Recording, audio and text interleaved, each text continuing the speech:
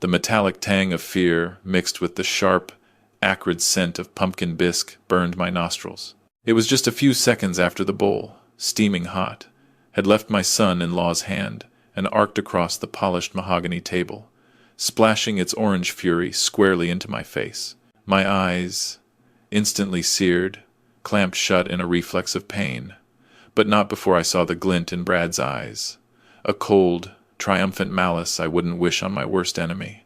"That is what you deserve," he sneered, his voice laced with a venom that chilled me deeper than any Chicago winter ever could.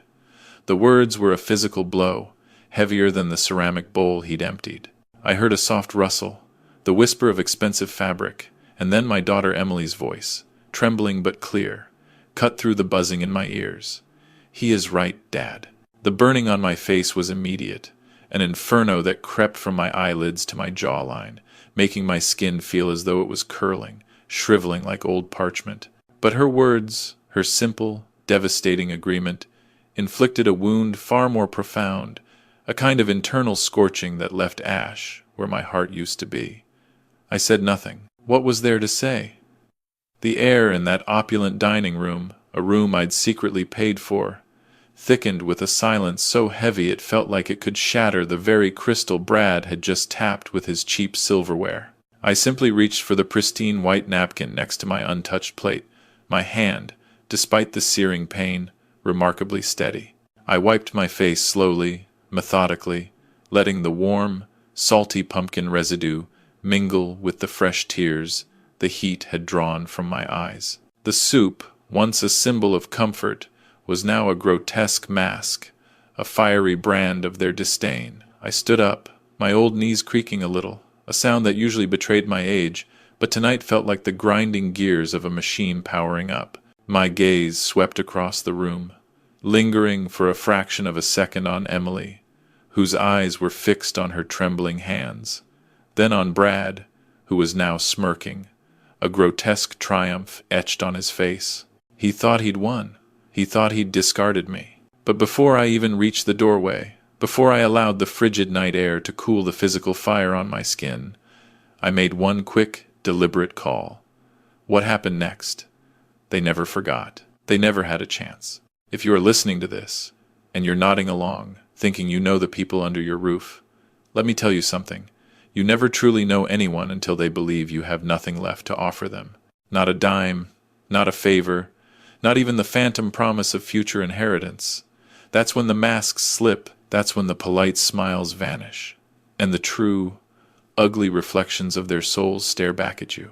My name is Harrison Caldwell, though for most of my life, especially in the grimy, hard-working world I built, everyone just called me Hank. I'm 70 years old, and for the last 5 years, ever since the world went quiet after my Martha left, I've lived like a ghost, a specter haunting the opulent lives of my own children. A phantom in a rusted 1990 Ford pickup truck, its engine coughing, its chassis groaning like an old man's back, a vehicle that perfectly embodied the disguise I'd adopted.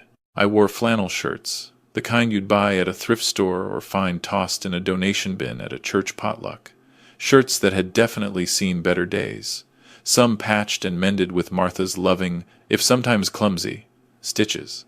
They were comfortable, unassuming, and crucially, they made me look exactly what my children wanted me to be, a washed-up, elderly truck driver, a man whose time had passed, whose best years were firmly in the rearview mirror. And I let them believe it, let them cling to the comfortable fiction that my meager Social Security check of $1,500 a month was the only money I had left in this wide, cruel world.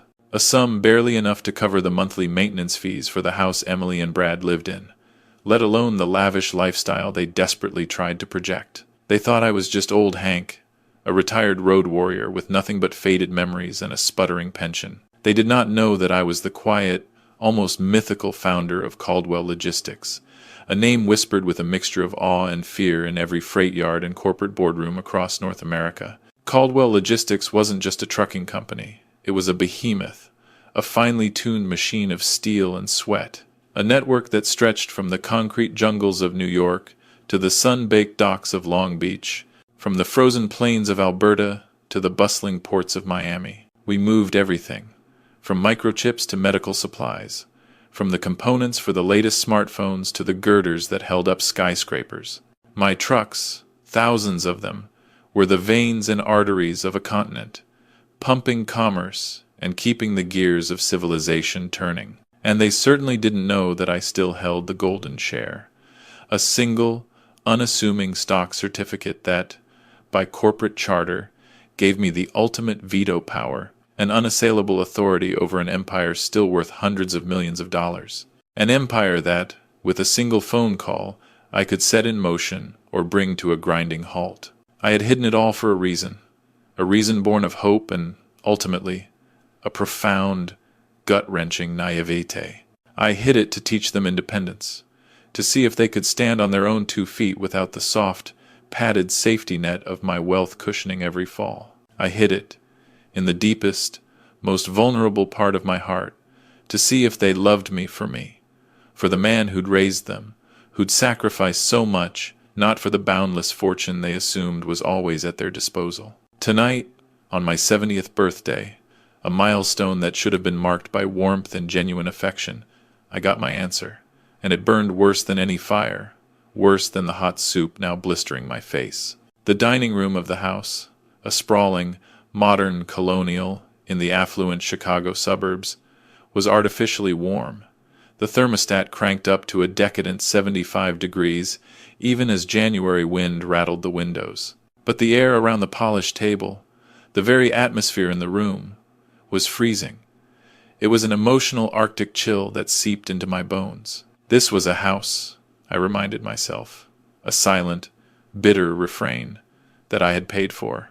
80% of the down payment, a cool $800,000, had come directly from my accounts, meticulously funneled through an anonymous trust fund, carefully structured by Catherine Ross, my legal eagle, so they would never, ever know it was me. On paper, to the bank, to the county clerk, and to the endless stream of contractors Brad occasionally hired to fix the things he broke, it belonged unequivocally to Brad Jenkins and Emily Caldwell. Their names, proudly displayed on the deed, their supposed triumph. Brad sat at the head of the table, not in the comfortable, worn armchair I preferred, but in a stiff, formal dining chair, adjusting the cuff of his freshly pressed Italian shirt. He did it with a practiced flourish, just so the light would catch the gleam of his new Rolex, a Submariner, an $18,000 piece of polished steel and sapphire. I knew the price, not because I aspired to such gaudy displays of wealth, but because I knew the true value of things, the weight of a dollar earned through honest labor. And I also knew, with a certainty that was both chilling and sadly familiar, that he had bought it with borrowed money, probably a predatory short-term loan that would soon be coming due, because Brad, despite his bluster and his tailored suits, was a failed real estate broker, a man who believed success was something you wore on your wrist or drove in your leased German car, not something you built, brick by agonizing brick, from the ground up, as I had. He tapped his wine glass, a delicate crystal flute, with a silver fork, the piercing clink times demanding attention, silencing the nervous chatter that had permeated the room moments before. "I want to make a toast," he announced, his voice oozing with a greasy self-satisfaction that made my stomach churn, to myself, for closing the deal of the century this week. Big things are coming. He raised his glass, ignoring the uneasy glances exchanged around the table, a clear sign that even his handful of sycophantic friends and Emily's long-suffering relatives knew the truth of his perpetual failures. Then he looked at me, his eyes narrowing, filling with an undisguised contempt that always surprised me, even after 5 years of living under his thinly veiled disdain. "You wouldn't understand, Hank," he said, his voice dropping to a patronizing purr. "High finance is a bit more complex than driving a truck from point A to point B." I stayed silent, my gaze unwavering, observing him with the same detached curiosity I reserved for a particularly aggressive coyote I once saw trying to raid a chicken coop. I looked at my daughter, Emily, sitting across from me. She was 35 years old, a grown woman, a mother, but in that moment she looked like a scared child caught stealing a cookie from the jar. Her fingers nervously picked at the embroidered linen napkin in her lap, her eyes darting between me and Brad, like a trapped bird desperately searching for an escape. She was wearing a diamond necklace, a gaudy, glittering thing that pulsed with an almost desperate brilliance. I knew, with absolute certainty, that they could not afford it. Not with Brad's mounting debts and Emily's infrequent, almost hobby-like attempts at selling artisanal soaps online. She refused to meet my eyes, a clear indication of the brewing storm she was choosing to ignore. A silent complicity I found harder to swallow than any bad food. "Happy birthday, Dad," she whispered finally, her voice barely audible, a frail, desperate sound that was quickly swallowed by the cavernous room. She slid a small, almost apologetic envelope across the table. It was a gift card to a discount pharmacy for $20, a sum that barely covered the cost of her husband's daily Starbucks. "Thank you, honey," I said, and the surprising thing was, I meant it. The genuine gratitude was not for the paltry sum, but for the flicker of recognition, the bare minimum gesture that still, foolishly, spoke to the lingering echo of the daughter I once knew. I reached under my chair, my knuckles brushing against the cold, unyielding metal of the frame, and pulled out my gift for my grandson, little Leo, who was happily oblivious to the emotional tempest, playing on the plush Persian rug on the floor, pushing his plastic monster trucks with joyful abandon. It was a wooden truck, hand-carved from a solid block of seasoned oak I'd found discarded behind a cabinet-maker's shop in Joliet. I had spent 3 weeks in my cramped, unheated garage, sanding it, polishing it, meticulously carving the tiny wheels and cabin, until the wood felt like polished silk under my calloused thumb. I had made it with my own hands, just like I had built Caldwell Logistics, from nothing but raw material and sheer, unyielding will.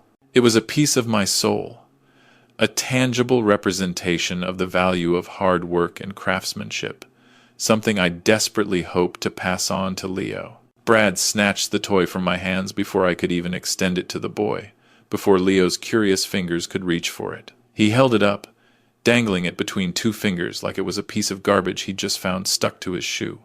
"What is this, Hank?" he scoffed, a sneer twisting his lips. "Firewood? We buy Leo iPads and drones.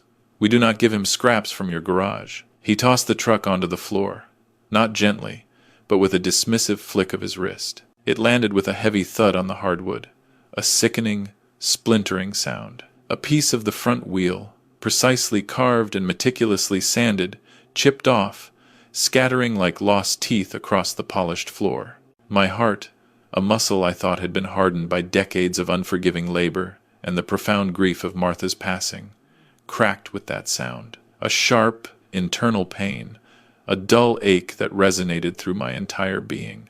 But I kept my composure. My face, still stinging from the soup, remained impassive, a mask of the meek old man they expected. I turned back to my soup, a thick, orange pumpkin bisque, now growing cold in the fancy bowl. I took a spoonful, carefully avoiding eye contact, and brought it to my lips. It was indeed cold, congealed, and overwhelmingly salty, as if someone had purposefully emptied a shaker into it. "This is a bit salty," I said quietly, my voice a low rumble, barely above a whisper. "Just a comment, a simple observation from an old man, one who had, in my youth, driven countless miles on gas station coffee and roadside diner food, and knew a thing or two about flavor, or the lack thereof. But that was the spark.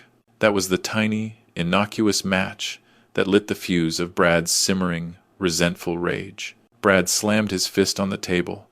The fine china, the same expensive set Emily had registered for, jumped, rattling precariously in its delicate saucers. The vein in his neck bulged, a thick, throbbing cord, dark with suppressed fury. His face, usually a canvas of practiced charm, contorted into a mask of pure, unadulterated anger. "Salty?" he roared, his voice echoing in the sudden terrified silence of the room. "You are complaining? You sit in my house, eating my food, drinking my wine, and you have the audacity, the unmitigated gall, to complain?" He leaned forward, his eyes burning into mine. "You pay $1,500 a month, Hank. That does not even cover the heating bill for the pool, let alone the property taxes on this place. You are a leech, an old, Useless leech who has overstayed his welcome in times my time's home. Brad, Emily said softly, a weak, desperate plea that held no real conviction. She looked at me, her eyes wide with a strange mix of fear and something else. Was it shame? Guilt? I couldn't tell. But she did not stop him. She did not rise to my defense. She did not intervene. She merely sat there, a silent, trembling accomplice. No, Emily, Brad snapped, misinterpreting her protest as an attempt to defend me. He is right. I am right. Brad stood up, pushing his chair back with a screech that made several guests jump.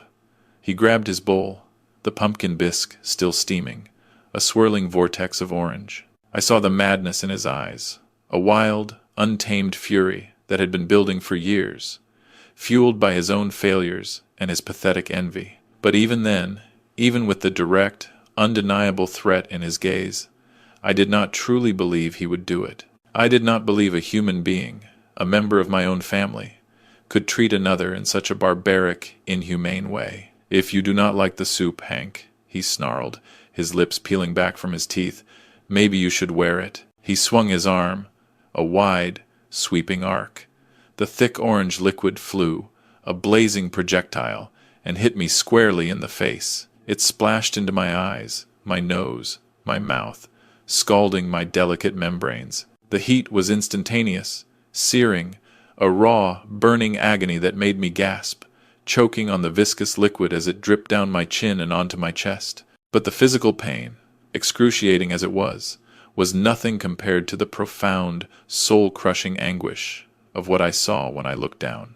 I was wearing my old blue flannel shirt. It was frayed at the cuffs, softened by countless washes, a comfortable relic. It was the last shirt my wife, Martha, had bought me before she passed away 5 years ago, leaving a void in my life that no amount of wealth or success could ever fill. It was my armor, my comfort, the only thing I had left that still carried the faint, ghostly scent of her memory, a hint of her lavender perfume mixed with the faint smell of baking bread.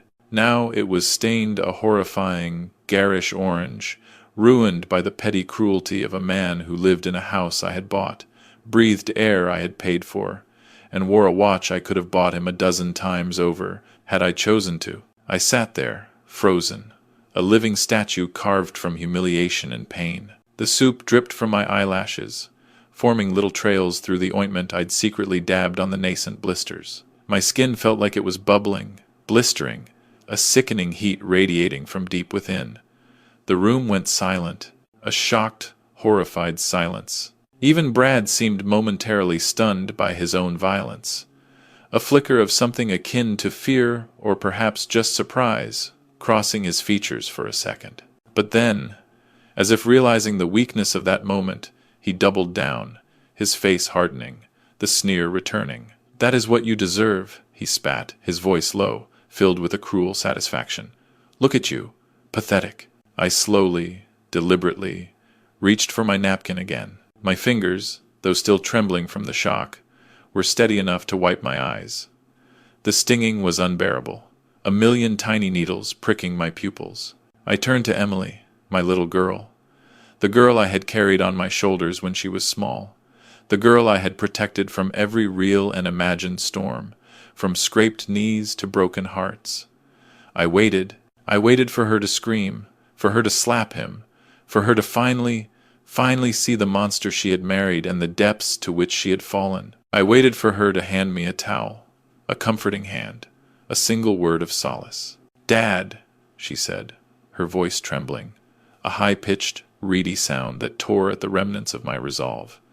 "You should not have criticized the food. You know Brad is under a lot of stress." She paused, took a shallow, shaky breath. "You should apologize to him." The silence that followed that sentence was heavy enough to crush the world, a profound, deafening quiet that swallowed every last vestige of hope and paternal affection.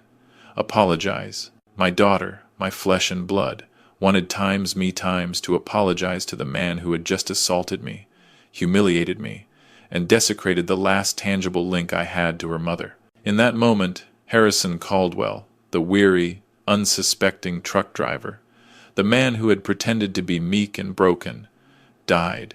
And Harrison Caldwell, The chairman, the ruthless, calculating titan of industry, woke up, and he was not pleased. I did not yell. I did not flip the expensive table, scattering the fine china and crystal as Brad might have done in a fit of pique. I stood up slowly. My knees creaked this time. A deliberate, audible groan, a performance of my perceived frailty. But my spine, despite the theatrical slump of my shoulders, was straight, unbending. I used the napkin to wipe the worst of the sticky, orange mess from Martha's shirt, carefully preserving the fabric, knowing I would soon deal with the deeper stain. I folded the napkin neatly, precisely, and placed it on the table next to the broken wooden truck, a silent testament to the wreckage of their hearts, if not their financial future. I looked Brad directly in the eyes. He was smirking, that oily, self-satisfied grin still plastered on his face, thinking he had won, thinking he had put the old dog firmly in his place. "You just made the biggest mistake of your life," I whispered, my voice a low, dangerous rumble that barely carried above the stunned silence of the room. It was not a threat, but a promise, a prophecy. He laughed. It was a loud, barking sound, devoid of humor, full of a hollow bravado. "What are you going to do, Hank? Run away in your garbage truck? Go ahead. Sleep under a bridge for all I care. The streets are probably more your speed anyway." He gestured vaguely toward the door, dismissing me like a bothersome fly. I did not look at Emily again. There was no need. She had made her choice. She had chosen the gilded cage over genuine love, the illusion of luxury over the reality of loyalty. She had chosen the abuser. I turned and walked out of the dining room, my strides slow, deliberate, each step carrying the weight of 70 years of life and the heavier weight of newfound resolve. I walked through the hallway, past the meticulously arranged family photos, each one now a searing, undeniable lie. The posed smiles, the carefully chosen outfits, the staged scenes of domestic bliss, all of it a hollow performance, a grotesque charade. I opened the heavy oak front door, the solid wood cool against my palm, and stepped out into the biting Chicago winter. The wind, a sharp, icy whip, hit my burned face like 1,000 needles, a physical assault that mirrored the emotional one I had just endured. But strangely, paradoxically, it felt good. It felt clean. It felt like an ablution, a purification. I walked down the driveway, the crunch of fresh snow under my worn boots, a stark contrast to the pampered silence of the house, to my old Ford pickup. Snow was falling, soft, silent flakes covering the windshield, gently erasing the path behind me. I did not get in immediately. I reached into the pocket of my now stained flannel shirt and pulled out my old flip phone. It was a burner phone, a device typically associated with clandestine dealings and illicit activities, the kind drug dealers and billionaires use when they don't want to be tracked, when they want to operate in the shadows. It was a relic of a bygone era of technology, clunky and devoid of the sleek sophistication of modern smartphones, but robust, reliable, and utterly untraceable. I dialed a number I had not called in 5 years, a number etched into my memory as deeply as my own name. It rang once. "Catherine Ross," a voice answered, sharp, precise, cutting through the frosty night air. It was a voice that commanded respect, that brokered multi-million-dollar deals, that had made grown men in Armani suits stammer. She was my former general counsel, my protégé, the most ruthless, brilliant, and utterly loyal lawyer in the state of Illinois. A woman forged in the crucible of corporate battles, her mind a steel trap, her legal instincts honed to a razor's edge. "Cat," I said, my voice raspy, not just from the cold or the shock, but from the smoke of a profound, devastating betrayal. "It is Hank." There was a pause on the line, a beat of recognition, a subtle shift in tone, like a highly trained soldier recognizing an urgent command from a long-absent general. "Mr. Chairman," she said, her voice now imbued with a chilling deference. I did not expect this call. "Is everything all right?" "No, Cat," I replied, staring at the snow-covered facade of the house, its warm, inviting glow, now seeming like a mocking inferno. "Nothing is all right. Initiate Omega Protocol." I heard the faint sound of a chair moving, the soft whir of a computer waking up from sleep, the familiar clicks of a keyboard in motion. Omega Protocol, the nuclear option, the scorched earth plan I had designed years ago. A contingency, a doomsday scenario, in case of an absolute, existential catastrophe. It meant freezing everything. It meant unmasking the meticulously hidden assets, tearing down the carefully constructed edifice of my anonymity. It meant war. "Consider it done," she said, her voice now crisp, devoid of any emotion. "A pure instrument of professional duty. What is the target?" "Brad Jenkins and Emily Caldwell," I said, my gaze still fixed on the house, the scene of my humiliation, the site of their betrayal. "I want their financial autopsy on my desk in 1 hour. Every debt, every loan, every hidden secret, every lie. And Kat—" My voice dropped to a whisper, cold as the ice forming on the asphalt. "Yes, sir? Destroy them." I hung up the phone. My face was still burning, a physical reminder of the attack, but inside, I felt cold. Colder than the ice on the pavement, colder than the wind whipping through the barren trees. They thought I was a candle flickering out in the wind, a dying ember easily extinguished. They forgot that a single candle, if played with carelessly, if treated with such profound disrespect, can burn down a whole house, an entire empire. I opened the door of my truck, and the old engine, despite its years, roared to life with a satisfying, almost defiant rumble. The game was over. The war had just begun. I sat in the cab of my 1990 Ford pickup truck, the cold leather of the seat biting through my worn trousers, but I didn't feel it. The only thing I felt was the insistent, throbbing fire on my face, a relentless heat that seemed to radiate from the very bone beneath my skin. The initial shock had given way to a dull, persistent ache, punctuated by sharp, searing stabs of pain every time I inadvertently shifted my weight or the truck hit a small pothole. I reached up to touch my cheek, my fingers coming away wet with blistering fluid, a sticky residue of the pumpkin soup mixed with the raw exudate of a burn. It smelled of nutmeg and betrayal, a sickening perfume that clung to me like a shroud. Any normal man of 70, a man whose life revolved around community center bingo and early bird specials at the local diner, would have driven straight to the emergency room, probably called an ambulance, certainly demanded immediate medical attention, and probably a police report. But I am not a normal man. I am a man who built a logistics empire from a single, rusty van and a dream fueled by cheap coffee and sheer stubbornness. I am a man who survived union wars, weathered devastating recessions, fought off hostile takeovers, and outmaneuvered corporate raiders. I knew that pain was just information.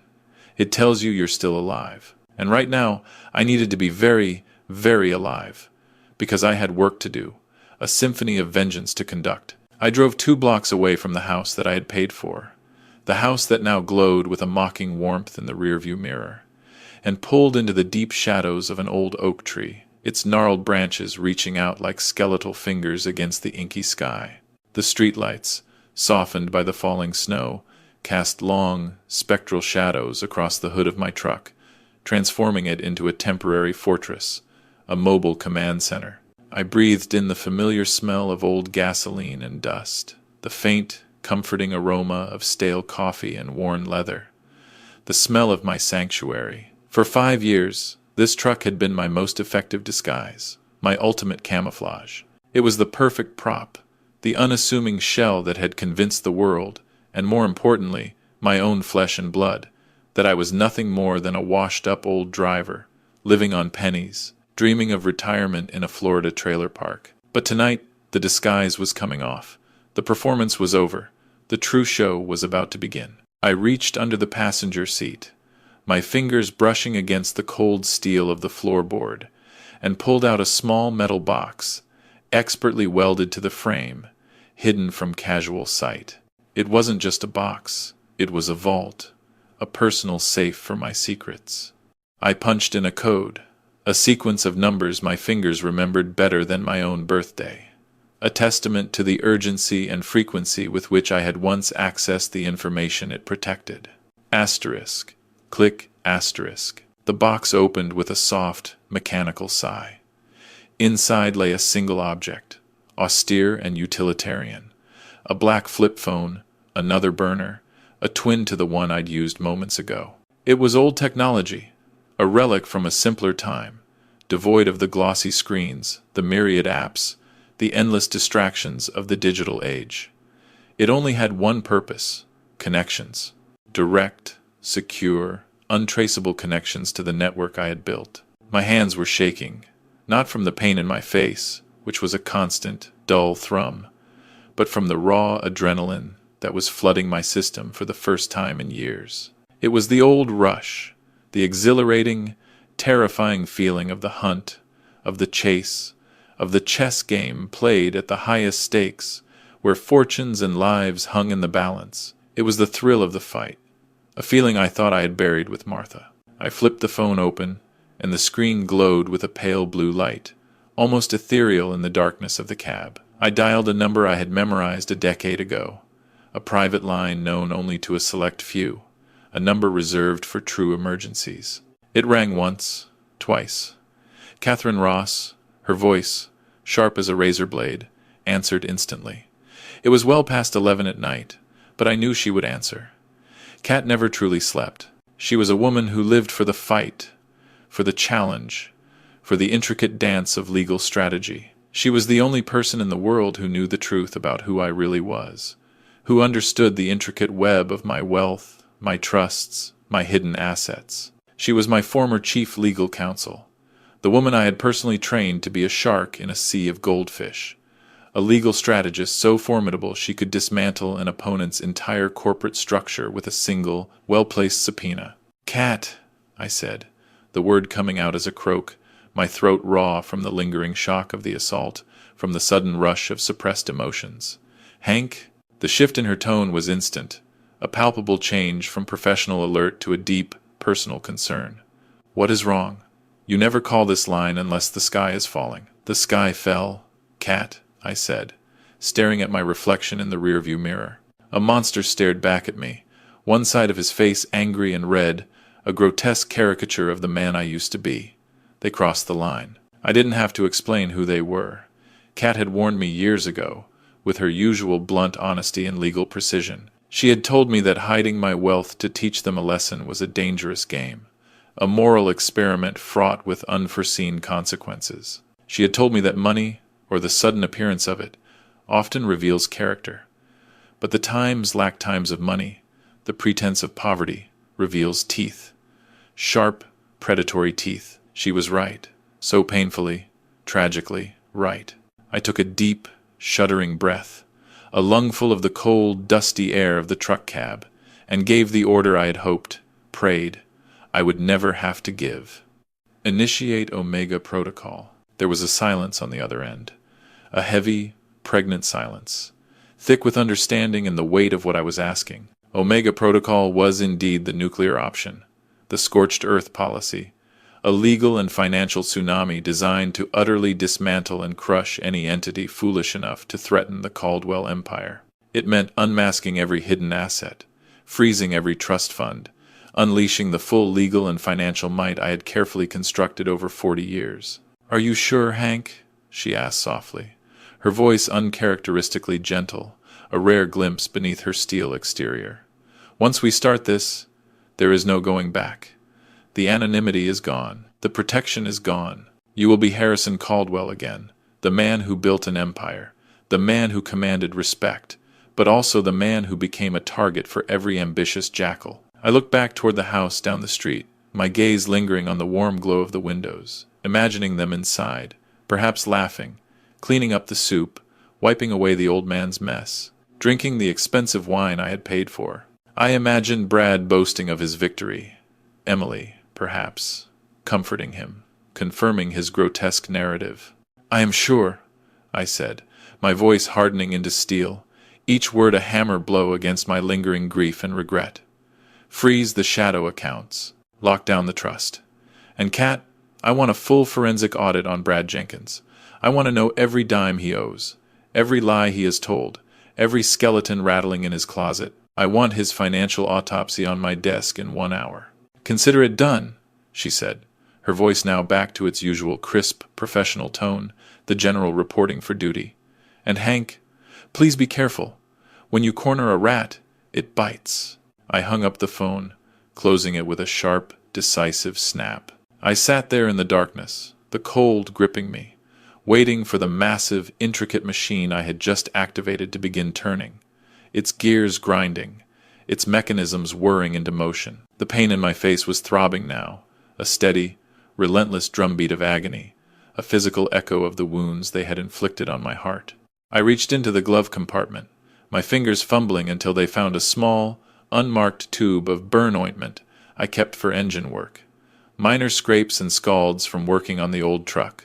I smeared the cool, viscous gel over my cheek, wincing as I touched the raw, sensitive skin, a sickening mix of relief and renewed pain. As I sat there waiting for Kat's call, waiting for the first tremors of the financial earthquake I had just unleashed, the memories hit me, harder than the soup, harder than any physical blow. I looked at that house, glowing in the distance, a beacon of betrayal, and my mind drifted back 10 years, to a different life, a different man. I was sitting in a mahogany-paneled office, a place of quiet power and immense wealth, holding a pen that cost more than my first car, a sleek Mont Blanc, heavy and balanced in my hand. I was signing a check for $800,000. It was supposed to be a surprise, a grand gesture of paternal love.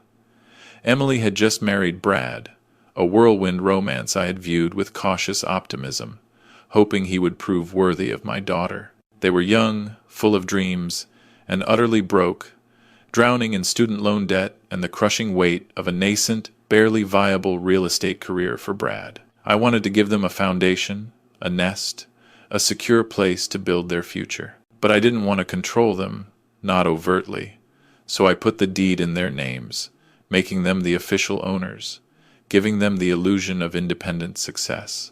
I put the title in a trust, controlled by Emily, a layer of protection I thought was sufficient.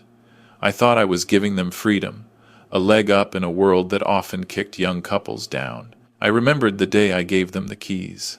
Emily had cried, genuine tears of joy, her arms wrapping around me in a tight, heartfelt hug. "Daddy," she had whispered, her voice thick with emotion, "you are the best father in the world. We will take care of you forever." I believed her. I was a fool, a sentimental, deluded old fool. I thought money was a gift, a blessing to bestow upon those you loved. I did not realize then that unearned money, especially when bestowed without the hard-won understanding of its value, is a poison. It rots the soul. It makes people weak and entitled, destroying ambition and fostering a parasitic mindset. I had created this. I had meticulously built the stage for my own humiliation, a grand theater of my own making, with Emily and Brad as the unwitting, yet eager, actors. I had spent 5 years playing the pauper, pretending to be poor, to see if they would love me without the constant promise of a checkbook, without the ever-present security blanket of my wealth. And tonight, I got my answer. They did not love me. They tolerated me. And when I became inconvenient, a burden, a useless old man, they threw me away like trash, discarding me with the same casual contempt with which Brad had tossed Leo's wooden truck. The sharp vibration of the burner phone in my hand snapped me back to the present, jolting me out of the suffocating embrace of memory. It was not a call. It was a text message, but not on the burner phone. It was on the secure, encrypted pager I kept in the same metal box, a device linked directly to my primary banking server, a silent alarm for the most critical of financial movements. I picked it up, my fingers brushing against the cold metal. The small green screen illuminated the darkness of the truck cab, casting an eerie glow on my bandaged face. Asterisk alert. Centurion card ending in 4099. Transaction approved. $10,000. Merchant. Lucky Spin Online Casino. Asterisk. I stared at the numbers, at the stark, undeniable proof of yet another betrayal. The Centurion card, the sleek black card, the legendary black card of American Express, the one card I had kept active, the one card with no preset limit, a financial tool of immense power. I had given a supplementary card to Emily 5 years ago, right after Martha's passing. A gesture of security, of continued protection. I told her it was for life or death emergencies only. For urgent surgeries, for an unexpected ransom demand, for the absolute, apocalyptic end of the world. She had never used it, not once, until tonight, $10,000, at an online casino. It wasn't Brad. Brad didn't have the PIN. Brad didn't have the card. It was Emily, my daughter. While I sat here, bleeding in my truck, while my face burned from her husband's brutal assault, my daughter was not crying, not packing her bags to come find me, not agonizing over my fate. She was gambling. She was stealing $10,000 from the father she had just watched get humiliated, violated, almost discarded. A cold, dry laugh escaped my lips. It sounded like dry leaves scraping on concrete, a hollow, bitter sound, devoid of mirth. They thought I was helpless. They thought I was a senile old man wandering into the snow to die, a pathetic relic to be conveniently forgotten. They had no idea that they had just swiped the card of the man who owned the bank. Not metaphorically. Literally, I put the truck in gear. The engine roared to life, a low, powerful growl that shook the frame, echoing the suppressed fury now coiling deep within me. I was not going to a hotel. I was not going to hide. I had one more stop to make before the war truly began, before the full might of Caldwell Logistics and Harrison Caldwell was unleashed. I turned the wheel, the worn plastic smooth under my hands, and drove into the night, leaving the manicured lawns and silent judgment of the suburbs behind. The old Hank was dead. The chairman was back, and he was coming to collect every single debt, every single slight, every single lie. The city skyline loomed ahead of me like a jagged set of teeth, biting into the inky canvas of the night sky, a breathtaking panorama of steel and glass, ambition and power. I drove the old Ford, its rusty frame rattling faintly, past the towering glass structures of the financial district, a place where money never sleeps, where fortunes are made and lost in the blink of an eye, and where secrets are buried under layers of concrete and steel, hidden in encrypted servers. My face was throbbing with a dull, heavy ache that radiated from my cheekbone to my jaw, a relentless drumbeat of pain that served as a constant reminder of the night's indignities. The burn ointment, now dry and caked, was tightening my skin, pulling at the raw, blistered flesh. But I ignored it. Physical discomfort was secondary. I needed cash, not the crumpled bills I kept in a coffee can under the sink, the pathetic allowance I'd permitted myself in my performance, but real, operational capital, enough to make the first move, to buy the tools I needed, to set the stage for the coming retribution. I steered the truck into a narrow, dimly lit alleyway behind the Meridian Bank Tower, a fortress of finance that hummed with a low, almost sentient energy. A security guard, a burly man with shoulders like a grizzly bear, stepped out of the shadows, his hand resting instinctively on his belt. His eyes narrowed suspiciously.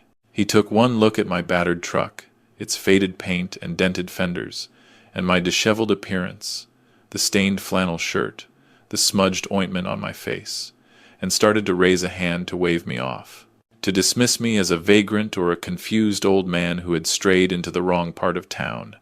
Then he saw the license plate. It was a custom plate, not ostentatious, but coded, one that was flagged in their system, instantly recognized as untouchable, reserved for the bank's most discreet and powerful clients. He lowered his hand, his posture shifting subtly, respectfully, and stepped back, melting back into the dark recess of the alleyway.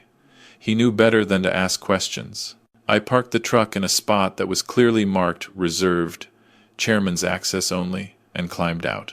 The air here smelled of ozone and expensive cologne, a sharp contrast to the familiar scent of old oil, stale coffee, and the lingering, sickening odor of pumpkin soup that still clung stubbornly to my clothes. I walked up to a standalone ATM, tucked almost reverently into a cool stone alcove, a hidden shrine to wealth. This was not a machine for the general public, not the kind you'd find at a corner store or a gas station. It didn't have flashing advertisements for credit cards or cheerful graphics urging you to check your balance. It was a private terminal, a secure portal linked directly to the high-yield holding accounts of the bank's top-tier clients, the kind of machine that handled transactions most people couldn't even dream of. I reached into my wallet, a worn leather bifolder I'd carried for decades, and pulled out a plain matte black card. There were no numbers on the front, no embossed name, just a small, almost imperceptible gold chip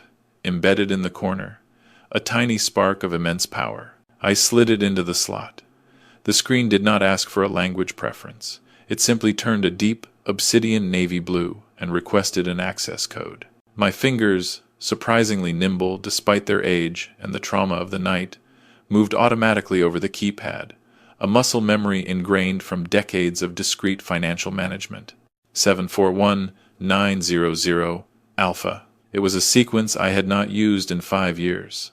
A digital key that unlocked the vault I had built over 40 years of blood, sweat, and strategic brilliance. The machine whirred softly, a complex symphony of processors and encryption algorithms working in the background. Then, the numbers appeared on the screen, stark white font against the deep blue, clear and undeniable. Asterisk, current balance, $82,450,000 asterisk. I stared at the number. It glowed in the darkness, illuminating the fresh burn on my face, the raw skin now throbbing in rhythm with my suddenly accelerated heartbeat. $82 million. It was enough to buy every single house on my daughter's street, enough to purchase the entire hospital where I'd first heard the devastating news of Martha's aneurysm. It was enough to burn the world down, if I chose to. 5 years ago, almost to the day, I made the hardest decision of my life. I sold Caldwell Logistics, all of it. 500 trucks, a fleet that once seemed like an extension of my own will, 3 million square feet of warehouse space across a dozen states, a sprawling logistics network that spanned the entire continent, a logistical marvel. I sold it all the week after Martha died. The grief was too heavy, too profound, a crushing weight that left me gasping for air. The empty house, once a bustling home filled with laughter and the smell of Martha's baking, was too loud, too echoing with her absence. I wanted to disappear, to shed the skin of Harrison Caldwell, the mogul, the CEO, the public figure. More than that, I wanted to know if my children loved me, or if they just loved the immense safety net I had always provided, the bottomless well of financial security. So, I created a test, a cruel, perhaps, but necessary experiment. I put the money here, in this shadow account, managed by Kat and a team of trusted, anonymous financial wizards. I bought the old truck, a symbol of my humble beginnings. I moved out of the main estate house, a sprawling mansion I'd built for Martha, and into the small, drafty guest cottage on the property, letting them believe I was renting out the main house to cover expenses. I told Emily and Brad that the company had gone under, a catastrophic series of bad investments, a devastating market crash that had wiped me out, leaving me with nothing but my social security and a small, almost embarrassing pension. I wanted to see if they would step up, if they would show even a glimmer of the selfless love I had shown them my entire life. I wanted to see if they would offer me a room, if they would offer to pay for dinner, if they would treat me with dignity, simply because I was their father, their patriarch, the man who had given them everything. I looked at the balance again, the glowing numbers, a cold indictment, and felt a wave of nausea, a sudden, bitter realization of my profound failure. I had failed. The test was a disaster. By hiding the money, by pretending to be poor, I hadn't taught them independence. I had only revealed their deep-seated, insidious greed. They didn't learn to work harder, to strive for their own success. They learned to despise me for being poor. They looked at my rough, calloused hands and my old, worn clothes, and they saw a failure, a burden, not a father who had built an empire with those very hands. I pressed the withdrawal button. I selected $2,000, the maximum daily cash limit for a physical withdrawal from this specific terminal. The machine counted the bills with a rapid, rhythmic, snapping sound, a dry, metallic staccato that echoed in the quiet alley. It spit out a thick stack of crisp $100 bills. I took the money, the substantial weight of it in my hand, and shoved it deep into my pocket. It felt heavy against my leg, a solid, undeniable reality. $2,000. An hour ago, Brad had mocked me for a $20 gift card, a pathetic gesture of a child. If he knew what I was holding now, he would probably be on his knees, licking my boots in a desperate display of groveling. That thought, however, didn't make me feel powerful. It made me feel sick. I retrieved my card, its matte black surface, cold and impassive, and turned back to the truck. The cold wind, now picking up, bit at my exposed skin, but the fire inside me, a rekindled inferno of purpose and retribution, was burning hotter than ever. I needed to find a hotel. I needed to clean this soup off my face, to tend to the physical wounds. But more importantly, I needed to plan the funeral for the life Brad and Emily thought they had. My burner phone buzzed in my pocket, a sharp, aggressive vibration that cut through the relative silence of the alley. I pulled it out. "Cat!" I answered immediately, my voice still raw, but imbued with a new, steely resolve. "Report." Her voice was tight, a barely suppressed urgency bleeding through the professional calm. "Faster than I expected, Hank, but it is worse than we thought. Much worse." "Talk to me, Cat," I said, climbing back into the cab and slamming the door shut, cutting off the lingering city noise, the distant wail of a siren, the muted hum of traffic. "I pulled the property records and the liens, just like you asked," she began, her words flowing with the rapid precision of a legal brief.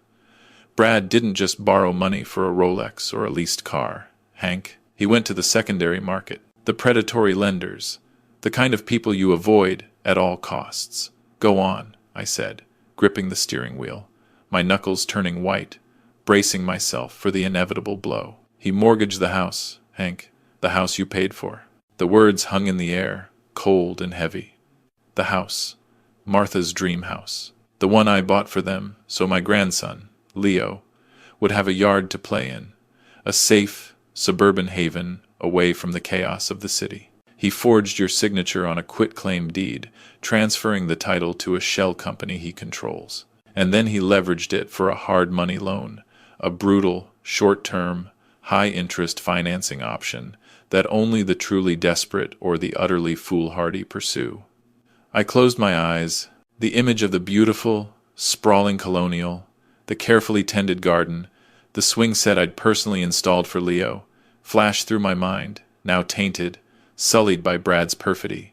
"How much?" I asked, my voice barely a whisper. $2 million. $2 million. He had gambled away $2 million on what? Crypto tech startups. Another one of his ill-conceived, get-rich-quick schemes. A surefire pyramid scheme that inevitably collapsed. It didn't matter. The money was gone, vanished into the ether of his reckless ambition and unchecked greed. And there is a kicker, Hank. Kat's voice dropped an octave.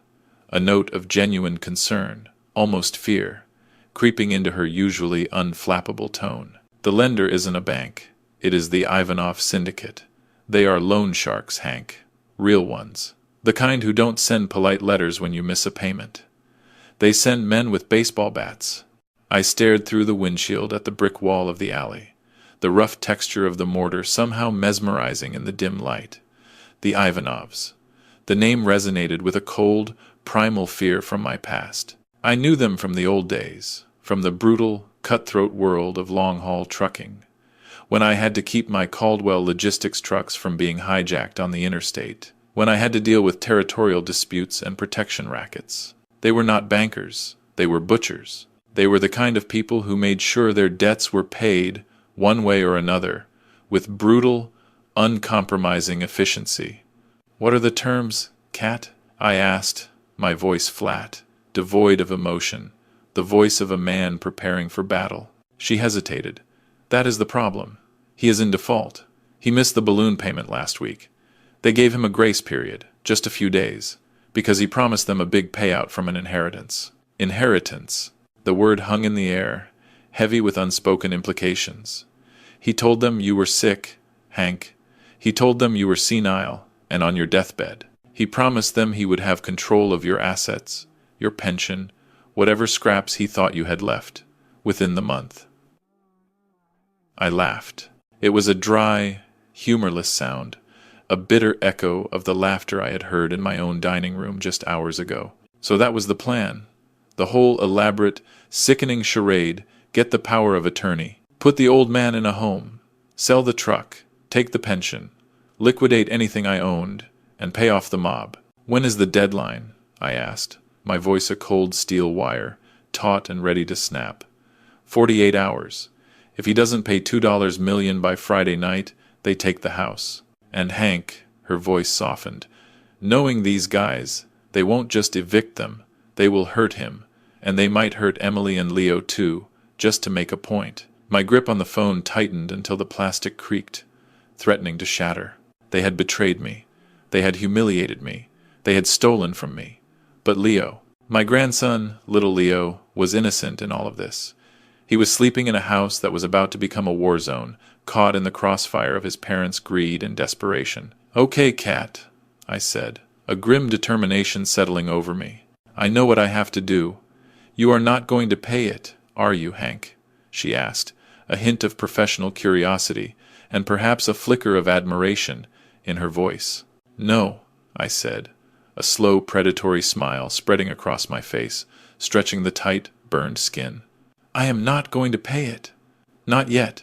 I am going to buy the debt." There was a silence on the line, a beat of profound realization, and then I could practically hear Kat smiling, a sharp, knowing grin that matched my own.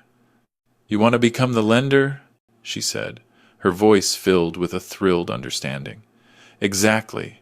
Contact the Ivanovs. Tell them a private investor wants to purchase the note. Offer them full value plus 10% for the trouble, a quick, clean exit for them. I want to own that debt, Kat. I want to be the one holding the hammer when the clock strikes 0. "Consider it done," she said, her voice crackling with barely suppressed excitement. "But Hank, you need to get somewhere safe. You sound like you are running on fumes. You're burnt, literally." "I am fine, Kat," I said, my voice hardening once more. "Just get the paperwork ready. I am going to need a very specific document drafted for tomorrow morning." "What document?" she asked, her curiosity piqued. "A confession," I said. I started the engine. The old Ford rumbled to life, a low, guttural growl that resonated with my renewed purpose. I drove out of the alley, merging back into the ceaseless river of city traffic, a silent predator moving through its unsuspecting veins. I touched the pocket with the thick wad of cash. I touched the pocket with the burner phone. I had the money. I had the information. Now I just needed the opportunity. And I knew exactly how to get it. I was going back into the lion's den, but this time, I wasn't the prey. I was the hunter. I parked the truck in the underground garage of the Ross and Partners building, a beacon of glass and steel piercing the Chicago night. The security guard in the glass booth, a young man barely out of uniform, hesitated when he saw my vehicle, which looked like it belonged in a scrapyard rather than a reserved spot in a Class A commercial building. He peered at the burn on my face, the disarray of my clothes, a flicker of suspicion in his eyes. But he saw the access card I flashed, a discreet, platinum-edged credential bearing no name, just a unique symbol known only to the building's most elite tenants. He clicked open the gate without a word. I took the private elevator to the 45th floor, a sleek, polished capsule that whisked me upwards with silent efficiency. The silence of the lift was heavy, thick with anticipation. I caught a glimpse of myself in the mirrored walls. I looked like a madman. My face was a map of angry red welts, an abstract painting of pain and fury, and my clothes were stiff with dried soup, a grotesque culinary sculpture. But my eyes were clear. They were the eyes of a man who had just woken up from a 5-year coma. A man who had suddenly, violently, remembered who he was. The elevator doors slid open with a soft, almost imperceptible hiss, and Catherine Ross was waiting for me. She was wearing a silk blouse and tailored trousers, her dark hair pulled back in a severe bun, looking every bit the iron lady of corporate law that I had trained her to be, a formidable presence against the backdrop of her impeccably organized office. But when she saw my face, her professional mask, usually impenetrable, cracked. Her eyes widened, a flicker of genuine shock and concern softening their usual steely gaze. She took a step forward, her hand reaching out instinctively, a rare maternal gesture. "Hank!" she whispered, her voice laced with uncharacteristic tenderness. "My God, we need to get a doctor. You're badly burned." I brushed her hand away gently, a soft, almost regretful movement. "I do not need a doctor, Kat. I need a pen, and I need the truth. Show me the file." She nodded, her jaw tightening, her expression hardening back into its professional resolve. She led me into her corner office, a breathtaking area that seemed to float above the city. The view of Chicago was indeed breathtaking, a glittering sea of lights stretching into the vast, inky darkness, a testament to human ambition and resilience. But I did not have time for views. On her enormous glass desk lay a thick manila folder, a plain, unassuming container that held within its innocuous confines the autopsy of my son-in-law's financial life. "Sit down, Hank," Kat said, her voice now back to its usual crisp cadence. "You are not going to like this." I sat. The supple leather chair creaked under my weight, protesting the sudden shift, but I barely noticed. I opened the folder. The first page was a summary of debts, a sprawling, dizzying landscape of financial ruin. It was a sea of red ink, a crimson tide that promised devastation. Credit cards maxed out, personal loans defaulted, car payments missed, the typical hallmarks of a man living far beyond his means, perpetually chasing the next big score. But those were just the symptoms, the superficial abrasions. The true, cancerous disease was on the next page. "Here it is," Kat said, her manicured finger pointing to a document with a stark blue header, official and chilling. "The loan agreement with the Ivanov Syndicate. It is not officially registered with the county, of course. These types of transactions rarely are. But in their world, this piece of paper is more binding, more brutally enforced, than any Supreme Court ruling." I scanned the terms, my eyes rapidly processing the predatory language. Principal amount, $2 million. Interest rate, 25% compounded monthly, a rate that would cripple even a healthy enterprise. Collateral, the property located at 42 Oak Creek Lane. My house, the house I bought to be a sanctuary for my grandson, a haven of security and comfort. Now it was a pawn in Brad's reckless, desperate gamble. I flipped to the signature page, and there it was, Harrison Caldwell. It was my name, it was my signature, or at least it looked like it. The loop of the H was slightly too wide, a subtle imperfection, and the slant of the letters was a degree too sharp, a telltale deviation from my precise, practiced hand. But to a layman, or more importantly, to a ruthless loan shark more concerned with cash flow than calligraphic accuracy, it was perfect. "He practiced," I said, my voice low, a guttural growl that scraped against my raw throat. "He must have spent hours tracing my signature from old birthday cards, from canceled checks, from any scrap of paper that bore my name. He stole my identity. He sold my home out from under me, the home I gave his wife." "It gets worse, Hank," Kat said softly, her voice barely a whisper, a rare moment of empathy bleeding into her professional detachment. She reached across the desk and gently turned the page. "Look at the notary section. Look at the witness line." I looked. My vision blurred for a second, a sudden, unwanted wave of emotion washing over me, and I had to blink hard to clear it. I wanted to believe it was a mistake. I wanted to believe it was another forgery, another one of Brad's cheap, desperate tricks. But I knew that handwriting. I had taught the owner of that hand how to write her name in cursive when she was 6 years old, guiding her small, eager fingers with my own calloused ones. I had watched that hand sign a marriage certificate, trembling slightly with nervous excitement. I had held that hand when she was afraid of the dark, when she had nightmares, when she needed comfort. Witnessed by Emily Caldwell. The signature was shaky, almost illegible, but it was hers. And there it was, a small ink blot at the very end of the Y, a nervous tic she always had when she was lying, or under pressure, or about to betray someone. I felt a sensation in my chest that was not pain, not physical agony.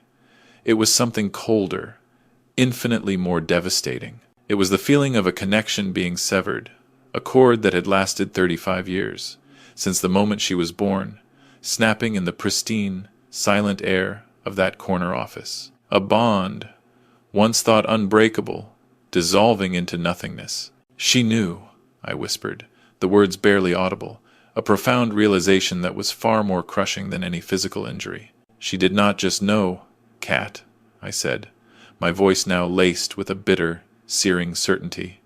She was in the room. She watched him forge my name.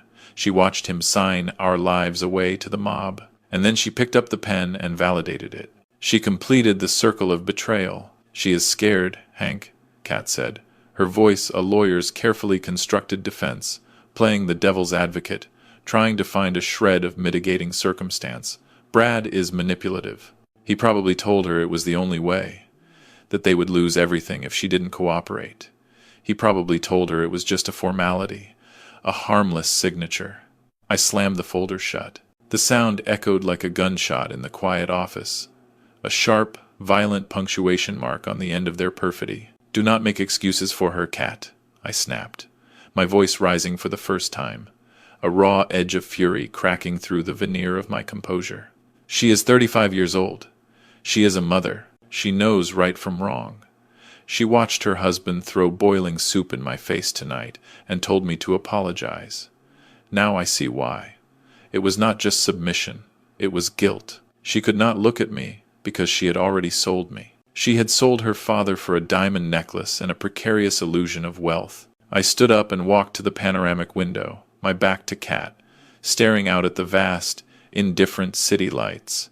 They looked cold and distant, mirroring the emotional desolation within me. For 5 years, I had played the role of the helpless old man, the senile, doddering patriarch. I thought I was testing their character, challenging them to rise above their baser instincts, but I wasn't. I was enabling their corruption. I had made it easy for them to discard me, to treat me like a burden, because I had intentionally made myself look disposable. I had created the perfect environment for their monstrous behavior to flourish. I turned back to Cat, the city lights reflecting in my eyes like distant, uncaring stars. My face still hurt, a dull, persistent throb, but the pain was distant now, a background hum, like a fading memory. The emotional wound had eclipsed the physical one. "Where is the assignment of debt contract?" I asked, my voice flat, calm, the calm before the storm. Cat, recognizing the shift in my demeanor, pulled another document from her drawer. It was already drafted, ready for my signature. I spoke to the Ivanov representative 20 minutes ago. They are happy to unload the paper. They prefer cash over breaking legs, especially with such a problematic asset. They were surprised, though. They asked why a private equity fund would want to buy a toxic loan on a suburban house. "What did you tell them?" I asked, a faint, humorless smile playing on my lips. "I told them we specialize in distressed asset recovery," she replied, a mischievous glint in her eyes. I picked up the pen. It was a heavy silver fountain pen, an expensive gift from Cat herself, years ago, a symbol of our shared victories. I uncapped it and looked at the gold nib, its sharp point poised, ready to write the next chapter. "Distressed asset," I repeated, the words tasting like ash in my mouth. "That is one way to put it." I signed the document with a single, firm stroke of the pen, my hand steady, my resolve unshakable. With that ink, that single, decisive signature, I was no longer just their father or their father-in-law. I was their creditor. I owned the roof over their heads. I owned the ground they walked on. I owned their future, their very existence. "Wire the funds," I said, my voice crisp, authoritative. $2.2 million. Pay the Ivanovs. Get the original note, the physical document, into our vault. "And Cat," I added, looking at her with an intensity that made her sit up straighter, "I want the foreclosure papers drafted immediately. Do not file them yet. Just have them ready. Stamped.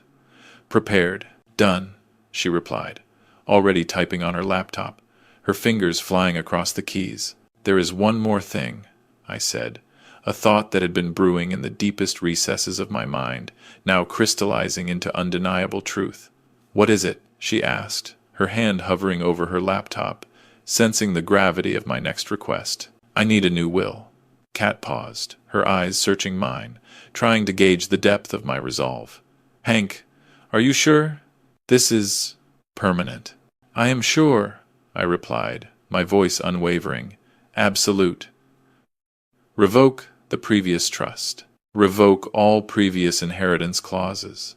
Everything goes to the Caldwell Charitable Foundation, dedicated to supporting veterans and their families, a cause Martha deeply believed in, except for a specific trust for Leo, for his education, his future, which he can access when he is 25, provided he has no contact with his parents regarding the money and can demonstrate a clear path toward independent, ethical living. And Emily, I looked at the witness signature on the loan document one last time, the shaky hand, the telltale ink blot. Leave her $1, I said, my voice devoid of emotion, cold and cutting. So she knows I did not forget her. So she knows exactly what she lost. And why. Kat typed silently for a moment, the rapid clicks of her keyboard the only sound in the vast office. Then she looked up, her eyes sad, but resigned. She knew better than to argue with me when I was in this mode, when Harrison Caldwell, the chairman, was fully engaged. So what is the play, Hank? She asked, her voice softer now, almost conversational. You own the debt. You have the cash. You could walk in there tomorrow with the sheriff and throw them out. It would be quick, clean. No, I said, a slow, dangerous smile spreading across my face. That is too easy. That is just legal. I want them to feel it. I want them to hope. I want them to think they have won, that they have finally succeeded in their monstrous little scheme. I want Brad to believe he is the smartest man in the room, the cunning opportunist who finally pulled off the ultimate con. And then, when he is standing at the very top of the mountain, basking in his ill-gotten glory, I want to be the one who pushes him off. I looked at my reflection in the dark glass of the window, the city lights a blurred backdrop to my distorted image. The burn on my face was a badge of honor now, a vivid, painful reminder of why I had to do what came next, why the meticulous, surgical precision of my vengeance was not just justified, but necessary. They want to play games with fake documents and deception, I said, my voice dropping to a low, dangerous growl, the voice of a predator sensing weakness. Fine. I built an empire, negotiating with unions, with corrupt politicians, with ruthless cartels, with men who would gladly put a bullet in your head for a nickel. These two are amateurs. They want to play a con game? Good. I will teach them what a master class in fraud looks like. I checked my burner phone. No missed calls. No texts from Emily. No desperate pleas. No feigned concern checking if I was alive. Just silence. A chilling, damning silence. I am going back, I said. To the house? Kat asked, alarmed, her professional detachment momentarily shattering. Hank, that is dangerous. Brad is volatile. He knows the deadline. He might snap. I know, I said, my voice flat. But he needs to believe his plan is working. He needs me to come back. He needs me to sign his power of attorney paperwork so he can put me in a home and secure the asset for the Ivanovs, or for whomever else he plans to defraud. If I disappear, he panics, and a panicked man is unpredictable. If I return defeated and broken, a pathetic, compliant old man, he gets confident, and a confident man, Kat, a man convinced of his own genius, makes mistakes. I buttoned my stained flannel shirt over the bandages Kat had given me, fresh, clean gauze that covered the worst of the burns but still left my face looking raw and injured. I hunched my shoulders, letting the powerful posture of the CEO, the chairman, drain away, replacing it with the weary stoop of the tired old truck driver, the man they thought they knew. I'm going to let them lie to me, Kat. I am going to let them think they are manipulating me, that they are pulling the strings. I am going to eat their food and listen to their pathetic apologies. And while they are smiling, while they are toasting their perceived victory, I am going to be digging their graves. I walked to the door of the office. Get some sleep, Kat, I said, a hint of steel in my voice. Tomorrow is going to be a busy day, for all of us. I took the elevator down alone, the silence thick with the unspoken weight of what was to come. The anger was gone. The sadness was gone. All that was left was a cold, hard purpose. I was going home, not to sleep, but to hunt. The sun was barely struggling over the horizon, a bruised purple bleeding into a murky gray, painting the dirty snow of the motel parking lot in shades of despair. My burner phone vibrated against the cheap laminate of the nightstand, a discordant buzz that ripped through the silence. I hadn't slept. I had spent the last 4 hours sitting upright in a chair that smelled of stale cigarette smoke and desperation, watching the door, waiting for a hitman sent by the Ivanovs, or perhaps a miracle, a sudden change of heart from Emily. I got neither. Instead, I got a phone call from the daughter who had signed my life away, the daughter who had betrayed me without a second thought. I looked at the caller ID. It was Emily. Of course it was. They had let me stew for the night, hoping the cold, the pain, the profound shock of the previous evening would break my spirit, leaving me pliable, suggestible, utterly defeated. Now came the next act, in their grotesque play.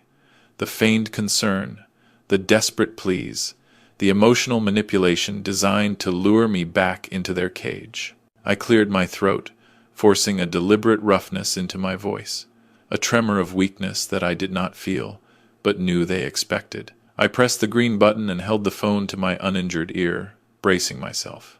"Dad?" Her voice was a high-pitched wail, breathless and frantic, a performance worthy of an Oscar. "Oh God, Dad, where are you? We have been calling hospitals all night. We were so scared."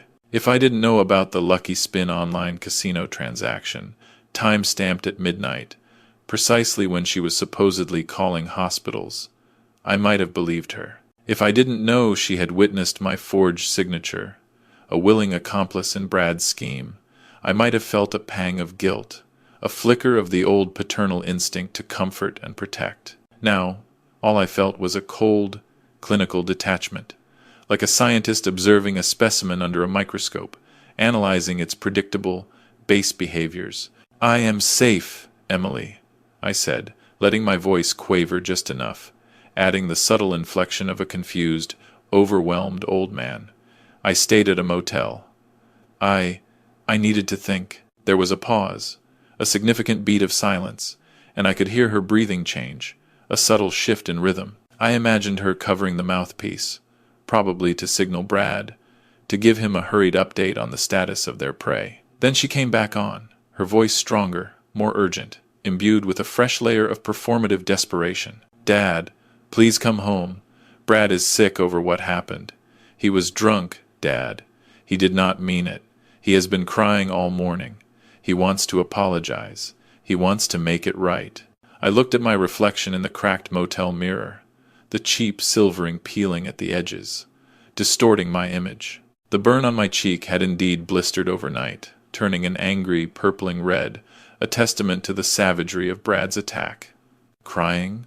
I doubted Brad had shed a genuine tear since he realized he couldn't return his leased BMW after he totaled it last year. "I do not know, Emily," I said, dragging out the hesitation, injecting a heavy sigh into my voice, a perfect imitation of a man on the verge of giving up. He was very angry. He said I was a burden, a leech. "No, Dad, no."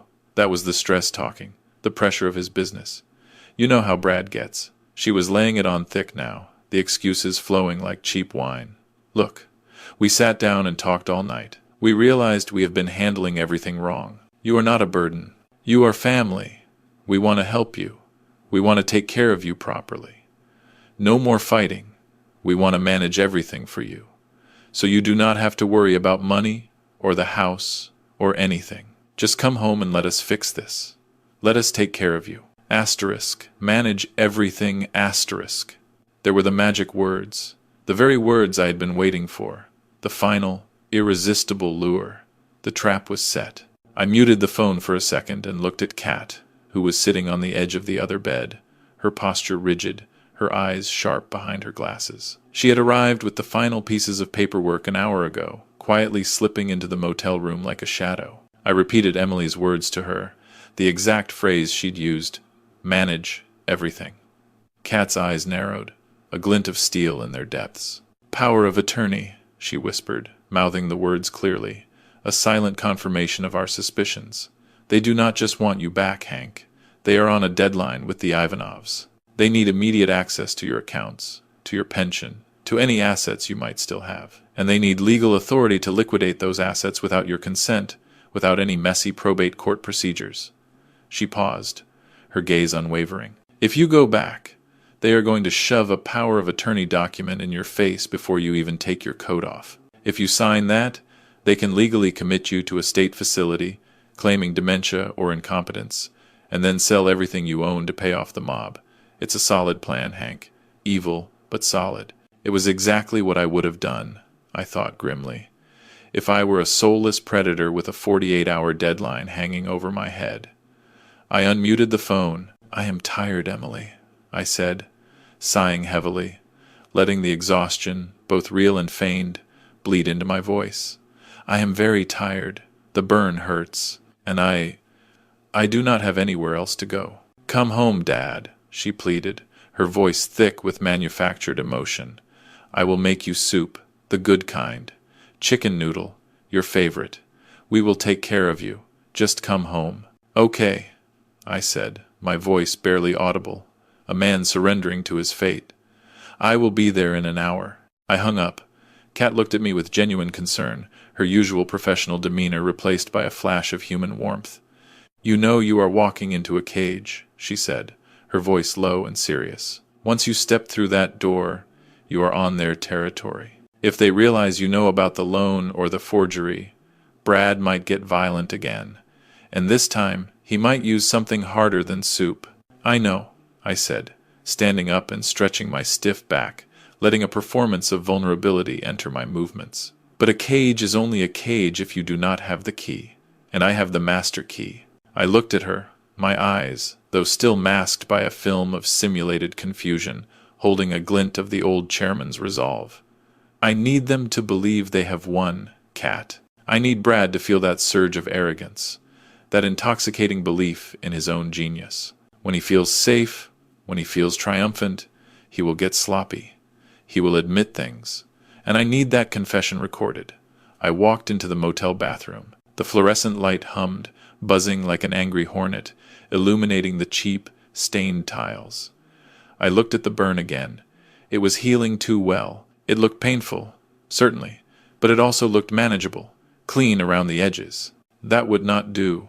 I needed to look pathetic. I needed to look like a beaten dog, a man utterly broken and ready to submit. I reached into my bag and pulled out a tube of thick antibiotic ointment, the kind a doctor might prescribe for a nasty infection. I smeared a heavy, gloppy layer over the burn, then deliberately spread it further out onto my healthy skin, making the injury look weeping, inflamed, and thoroughly infected. I intentionally did not comb my hair, letting the white strands stick up in disarray, a chaotic halo of senility. I buttoned my flannel shirt wrong, skipping a hole, so the hem hung unevenly, giving me a distinctly disheveled, incompetent look. I hunched my shoulders, letting my chest collapse inward, mimicking the posture of the defeated elderly men I had seen in nursing homes. Men who had given up on life, on hope, on dignity. Kat watched my transformation in silence, her expression a mix of awe and discomfort. You are terrifying, she said softly, her voice barely a whisper. You look exactly like my grandfather did the week before he died. Lost, empty. Good, I said, my voice returning to its normal steel timbre for just a moment, a chilling flash of the real Harrison Caldwell. Because that is exactly what they want to see. They want to see a dying man. I am going to give them a dying man. I reached into the inner pocket of my worn coat and pulled out the device Kat had given me, a marvel of miniaturized surveillance technology. It was smaller than a dime, a tiny black disc with a pinhole camera and a high-fidelity microphone, practically invisible to the naked eye. I pried off the second button of my flannel shirt, the one right over my sternum, where my heart would beat. With a steady hand, a surgeon's precision, I pushed the device through the fabric and secured it from the back with a tiny, adhesive disc. To the naked eye, it looked exactly like a scuffed black plastic button, a perfect match for the other worn buttons on my shirt. To me, it was a weapon. I tapped it once, a tiny vibration against my chest confirming it was active and streaming to Kat's secure server. Testing, I whispered, my voice low and clear. Can you hear me? Kat pulled out her tablet and tapped the screen, a faint glow illuminating her face. She put on a pair of sleek, black headphones. "Loud and clear, Hank," she said, her voice crisp through the tiny earpiece I had already inserted into my ear. "Video feed is grainy, but audio is crystal. I will be listening to every word. The team is positioned 2 blocks away. If you say the code word, we breach the door in under 60 seconds. The code word is payday," I said, a grim smile playing on my lips. "But do not breach unless I scream it. I need him to hang himself first." I walked out of the motel room into the biting wind. The snow had turned to gray slush under the tires of the morning commute, a gritty, miserable landscape. I climbed into my old Ford. The engine groaned before turning over, a sound of protest that matched my performance perfectly, a reluctant roar that spoke of age and imminent failure. The drive to the suburbs felt like a funeral procession, a slow, somber journey toward an inevitable end. I watched the sprawling, impersonal city fade into the manicured lawns and large driveways of the neighborhood I had secretly subsidized. Every house looked peaceful, every lawn perfect, every life a picture of suburban tranquility. It was a facade. Behind those polished doors, beneath those immaculate roofs, were debts, lies, and secrets. Mine just happened to be the biggest. I turned onto Oak Creek Lane. My heart began to hammer, not from fear, but from a cold, calculated anticipation, a predator closing in on its unsuspecting prey. I saw the house, my house, Brad's leased BMW, a shining black testament to his superficiality, was in the driveway, parked crookedly, as if he had arrived in a hurry, or drunk, or both. The curtains were drawn, giving the house a closed, secretive look, like a fortress closing its eyes to the world, preparing for a siege. I parked the truck on the street, not pulling into the driveway. I wanted the walk to be long. I wanted the neighbors, those quiet, judgmental eyes behind every lace curtain, to see the old man shuffling toward his doom, a pathetic figure trudging through the slush. I sat in the cab for a moment, gripping the steering wheel until my knuckles turned white, my hands trembling with suppressed energy, not weakness. Then I let go. I let my hands tremble visibly. I let my mouth hang slightly open, a caricature of senile confusion. I let the fog cloud my eyes, obscuring the sharp, predatory intelligence that lay beneath. I was no longer Hank, the chairman. I was Hank, the victim. I opened the door and stepped out. The cold air stung the ointment on my face, making my eyes water naturally, adding to the illusion of distress. Perfect. Tears were good. Tears sold the lie. I walked up the driveway, dragging my feet. Each step a deliberate, calculated movement designed to reinforce their preconceived notions. I could see the curtain in the living room twitch, a fleeting glimpse of movement. They were watching. They were waiting. The spider and the fly. Except this time, the fly was made of iron, and the web was about to burn. I reached the front step. I paused, looking at the heavy oak door, its polished surface reflecting the dim morning light. Behind that solid wood were the 2 people who should have loved me most in the world, who should have cherished me. Instead, they were 2 predators, waiting patiently to pick the meat off my bones. I took a deep breath, inhaling the scent of pine and impending violence. I reached up and touched the button on my chest one last time, just to be sure it was active, still streaming. "Showtime," I whispered, the word a soft, chilling promise. I raised my shaking hand, a perfect performance of feigned fragility, and knocked. The heavy oak door swung open before I could even lower my hand. Brad stood there. He looked like a man who had been awake for 48 hours straight, which he probably had, given the deadline hanging over his head and the frantic preparations for his ill-conceived party. His eyes were bloodshot, rimmed with dark circles, and his expensive shirt, though tailored, was wrinkled, a testament to his panicked sleeplessness. But the moment he saw me, the mask slammed into place.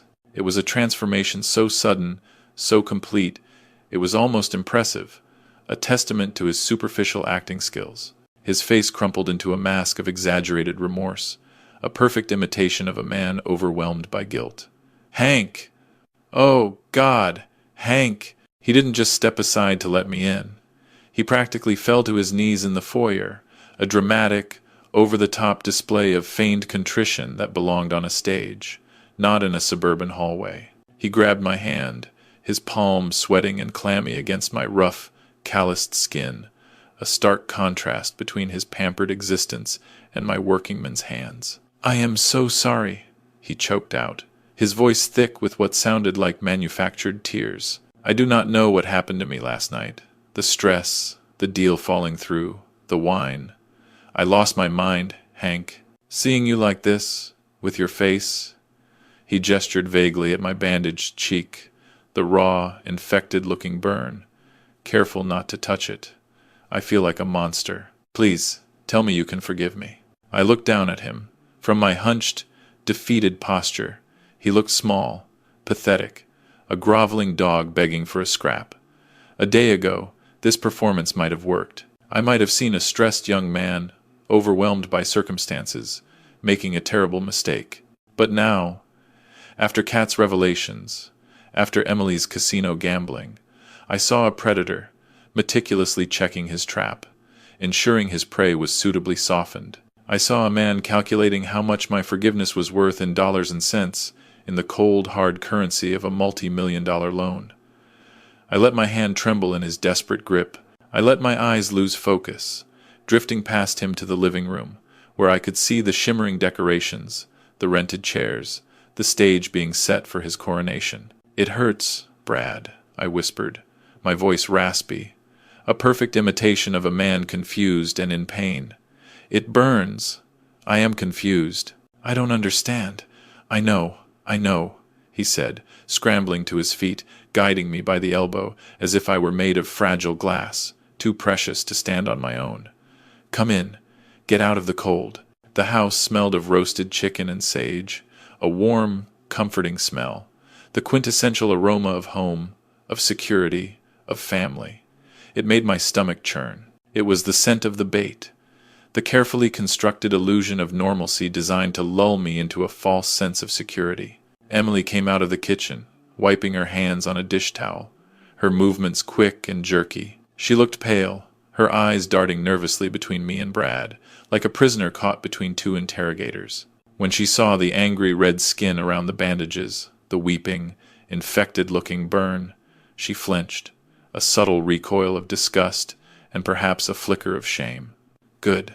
Let her see it. Let her see what her silence, her complicity, her betrayal had bought. "Dad," she said, her voice thin, almost a ghost of its usual self, strained with forced cheerfulness. "I made soup, chicken noodle, your favorite." She managed a weak, almost pathetic smile. "It is good for you, soup." "Not hot," I repeated, letting a flicker of manufactured fear cross my face, my eyes wide with a remembered terror. "Not hot like last night." "No, no, Dad, not hot," she said quickly, rushing forward to take my coat, her hands fluttering like nervous birds. "Warm, just warm. Come sit down. You must be freezing." They led me to the dining table, the same table where less than 24 hours ago I had been assaulted, where my dignity had been stripped bare. The stain was gone, scrubbed clean, no lingering orange on the polished mahogany. But I could still see the ghost of it, an indelible mark burned into my memory. They sat me in the chair. Brad pulled it out for me, hovering like a solicitous waiter, fussing over my every movement. "We were so worried about you, Hank," Brad said, pouring me a glass of water, his hand shaking slightly despite his forced calm.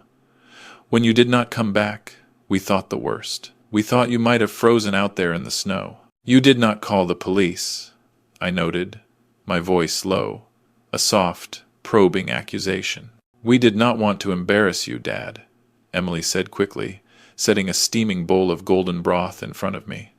"We know how proud you are, how independent. We thought you just needed to cool off, to be alone." I looked at the soup. It was homemade, thick with large chunks of chicken, bright carrots, and tender celery, a stark contrast to the previous night's poisonous bisque. It looked delicious, a picture of comfort and care. I picked up the spoon, my hand shaking intentionally, clanking the silver against the ceramic bowl, a pathetic, almost senile gesture. I took a sip. It was good. It tasted like betrayal. I ate slowly, deliberately, letting the silence stretch, filling the room with unspoken tension. They watched every mouthful, every deliberate movement of my spoon. They were waiting. They were practically vibrating with impatience, like dogs on a short leash, desperate for their next command. But they forced themselves to sit still, to maintain the illusion of solicitude. They needed me fed. They needed me calm. They needed me compliant. "This is good," I said, finally, wiping my mouth with the napkin, a faint, almost imperceptible residue of the antibiotic ointment still clinging to the fabric. "Thank you, Emily." She offered a weak, relieved smile, a fragile thing that seemed on the verge of shattering. "I'm glad you like it, Dad. We just want you to be healthy. We want to take care of you." Brad cleared his throat. It was the signal. The polite pleasantries were over. It was time for business. "Time to spring the trap." "Hank," he said, leaning forward, his elbows on the table, his voice dropping to a confidential whisper, as if sharing a secret. "While you were gone, Emily and I did a lot of thinking, a lot of soul-searching. We realized we have not been fair to you." He paused, letting the words hang in the air, thick with insincere regret. "You have been struggling on that small pension, living in that drafty guest cottage, driving that old truck. It is not right, not for you, not after everything you've done for us." I kept my eyes on the bowl, pretending to be deeply absorbed in the last spoonfuls of soup. "What do you mean?" I asked, my voice barely audible, tinged with a feigned confusion. "I mean you need security, Hank," Brad said, his voice dropping another notch, a practiced paternal tone. "You are getting older. Your health is not what it used to be. Last night proved that. You were confused. You were agitated. We are worried about your future, your well-being, your mental state." I slowly looked up at him, my eyes wide, mirroring his feigned concern. "And what do you propose?" Brad reached under the table and pulled out a sleek, black leather portfolio. He unzipped it with a smooth, practiced motion, the sound sharp in the quiet room. He slid a stack of documents toward me. The paper was thick, expensive, the kind you'd only see in legal offices or high-stakes financial dealings. "We found a program, Hank," Brad said, his voice brimming with false enthusiasm. "It is a special insurance package for seniors, a comprehensive plan. It covers everything: medical care, assisted living if you ever need it, prescription drugs. It even protects your assets, so the government cannot touch them, so they can't be seized for nursing home costs." "Insurance?" I asked, feigning ignorance. My brow furrowed, in a perfect imitation of a bewildered old man, struggling to understand complex concepts. "Exactly," Emily chimed in, her voice overly bright, desperate to sell the lie. "It is called the Senior Protection Initiative. But the enrollment window closes today, Dad. That is why we were so desperate to find you. We did not want you to miss out on this incredible opportunity." I looked at the papers. The top sheet was a generic brochure, probably printed off the internet, with stock photos of happy, impossibly youthful elderly people playing chess, walking hand in hand on a beach, living idyllic, worry-free lives. But underneath that, carefully hidden beneath the cheerful marketing fluff, was the real document. I reached out and pulled it closer, adjusting my reading glasses, which I had intentionally smeared with a bit of oil from my hair to make them cloudy, adding another layer to my illusion of senility. I squinted at the dense text. It was a nightmare of legal jargon, clauses and subclauses designed to obfuscate, to confuse. Asterisk, durable power of attorney, guardianship transfer, asset liquidation authority, asterisk. There was no insurance. There was no protection for me. This was a surrender document, a declaration of my legal death. If I signed this, I was handing them the legal right to control every penny I owned, every decision I made, every breath I took. I was handing them the right to commit me to an institution against my will, to declare me incompetent, to erase me. "I see," I said, my finger, gnarled and trembling, tracing the line where my signature was required. "And this will help me?" "It will save you, Hank," Brad said, his voice a smooth, confident purr as he handed me a heavy, expensive pen, its gold trim gleaming. "It means you never have to worry about bills again. We handle everything. We take the burden off your shoulders. You just sign here," he pointed to the first line, "and here," he indicated the second, "and we do the rest." I took the pen. It was a heavy ballpoint, weighted for a firm, decisive hand. I held it over the paper, the tip hovering just above the signature line. I could hear Brad's breathing stop, a sudden, sharp intake of air. He was watching the tip of the pen like a hawk watching a mouse. Every fiber of his being focused on that single, crucial movement. This was it. This was the moment he had committed crimes for. $2 million worth of debt, a possible prison sentence, the wrath of the Ivanov syndicate. It all hung on the ink in this pen. My hand started to shake, a delicate, almost imperceptible tremor at first. Then I let the tremor travel up my arm, through my shoulder, a convincing display of physical distress. I squeezed the pen tight. Then, with a well-practiced stumble, I let it slip from my fingers. It clattered onto the table, rolled with a soft thud, and landed on the floor, beneath the pristine white tablecloth. "Oh!" I gasped, putting a hand to my forehead, my eyes wide with feigned disorientation. "My head! Dad!" Emily stood up, her chair scraping against the floor, a frantic edge to her voice. "Are you okay?" I felt the blood rushing to my head. The dizziness was fake, a masterful piece of acting, but the exhaustion was real. The constant performance, the tension, the simmering, suppressed anger, it was taking its toll. "I do not feel well," I mumbled, swaying slightly in the chair, my head lolling to the side. "The room is spinning. The burn hurts." Brad looked at the pen on the floor, then at me, his eyes blazing with barely concealed frustration. He looked like he wanted to grab my hand and force the signature, to sign my life away himself. But he restrained himself, a veneer of forced patience covering his growing panic. "Just sign it, Hank," he said, his voice tight, strained, barely controlled. "And then you can rest. Just one signature, and everything will be taken care of." "I cannot see the line," I whined, rubbing my eyes with the back of my hand. "My eyes are blurry. I need to lie down. Just for a minute. Let me sleep a little. Just a little rest." "Dad, we really need this signed today," Emily said, her voice edging on panic, the carefully constructed facade of concern starting to crack. "The deadline." "Let him rest," Brad snapped, cutting himself off abruptly, realizing his mistake. He took a deep, forced breath, forcing a smile onto his taut lips. "I mean, let him rest, Emily. He is obviously in pain. He needs his sleep." He turned to me, his smile a grotesque caricature of solicitude. "Of course, Hank, you go lie down in the guest room. Take a nap. We will do the paperwork when you wake up. You will feel better after some sleep." "Thank you," I said, pushing myself up from the table, leaning heavily on the back of the chair, projecting maximum weakness. "I am sorry. I am just so tired." "It is okay," Brad said, standing up but making no move to help me, simply watching me with calculating eyes. "Just rest. We are not going anywhere." I shuffled out of the dining room, dragging my feet on the polished hardwood, making sure each step was a slow, agonizing effort.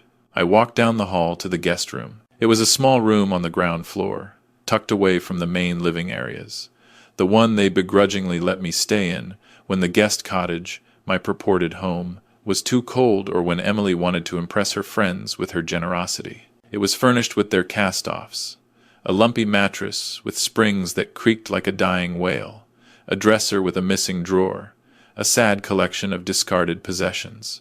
I went inside and closed the door. I did not lock it. A locked door, in their world, makes people suspicious, raises unwanted questions. I moved to the bed and sat down, making the springs squeak loudly, a clear signal of my presence. I kicked off my boots, letting them drop with a heavy thud, exaggerating the sound, ensuring they heard me settle in. Then I lay back and waited. 1 minute, 2 minutes, silence. Then the faint sound of footsteps. Soft, frantic footsteps, moving back toward the kitchen, toward the dining room. I rolled off the bed silently, a panther shedding its skin, my movements fluid and precise despite my feigned feebleness. I moved to the door and knelt down, pressing my ear to the crack. I didn't need to do this. The button on my chest was recording everything, transmitting it to Kat's secure server. Every damning word. But I needed to hear it. I needed to hear the venom, the unvarnished truth, with my own ears, to steel myself for what I was about to do. To confirm, beyond any shadow of a doubt, that their depravity was absolute. "What are we going to do, Brad?" Emily's voice was a harsh, desperate hiss, barely above a whisper. The Ivanovs called again. They said if they do not have the title transfer by tomorrow night, they are sending cleaners. "Cleaners, Brad, you know what that means." "Relax, Emily," Brad said, his voice dripping with contempt, a sneer clearly audible even through the thin door. "We have him. Did you see him? He is a vegetable. He can barely hold a spoon, let alone read a contract. He has no idea what that paper is. We tell him it's his Medicare paperwork, his Social Security. He'll sign it. But he didn't sign it," Emily whined, a desperate, childish sound. "He will sign it," Brad snapped, his voice hard, unyielding. "Let him sleep for an hour. When he wakes up, he will be groggy, confused. I will tell him it is a prescription release form, an authorization for his burn medication. He will sign anything to make the pain stop. Anything." "And then what?" Emily asked, her voice trembling. "What happens after he signs? What about Sunshine Meadows?" The hairs on the back of my neck prickled. "Then we execute the plan," Brad said, his voice now colder, more calculating. "As soon as the ink is dry, I have a van coming. A van from the Sunshine Meadows facility. They'll pick him up before dawn, before anyone asks questions." I froze. Sunshine Meadows. I knew that place. It was a state-funded warehouse for the indigent elderly on the south side of the city. A place of last resort. A place where people went to die in urine-soaked sheets, ignored and medicated into oblivion, their final days a slow, agonizing descent into nothingness. It was the cheapest, nastiest hole in the state, a place no decent human being would condemn a stray animal to, let alone their own father. "Brad, you cannot send him there," Emily said, but her voice was weak, devoid of any real conviction, a pathetic protest. "It is awful. It smells. The people—" "We do not have a choice, Emily," Brad hissed, his patience visibly wearing thin. "It costs $2,000 a month. That is all his pension covers, assuming we can get access to it. We need every other dime to pay the interest on the Ivanov loan. We sell his truck. We liquidate his paltry savings account. We rent out the guest cottage. Every single penny goes to the Ivanovs, or we lose this house. Do you want to be homeless, Emily? Do you want Leo to grow up in a trailer park, eating ramen noodles?" "No," Emily whispered, her voice barely audible, a pathetic whimper. "No, of course not." "Then stick to the plan," Brad said, his voice now a low, chilling growl. "He is useless, Emily. He is a burden. He has lived his life. Now he is just in the way. Once he is in the facility, we change his contact info so they cannot call us. We tell the neighbors he moved to Florida to be with his brother, that he finally found some peace. By the time anyone asks questions, by the time anyone even bothers to check on him, he will probably be dead anyway." There it was, the death sentence. They were not just stealing my money, my home, my identity. They were stealing my life. They were planning to discard me like a broken toy, a worn-out shoe, to save their own worthless skins. I felt a cold rage settle over me, a profound, chilling fury that was entirely different from the hot, fiery anger of last night's assault. This was not the impulsive, visceral anger of a man betrayed. This was the cold, calculating fury of a judge passing a sentence, an executioner sharpening his axe. I did not just have a recording of their conversation.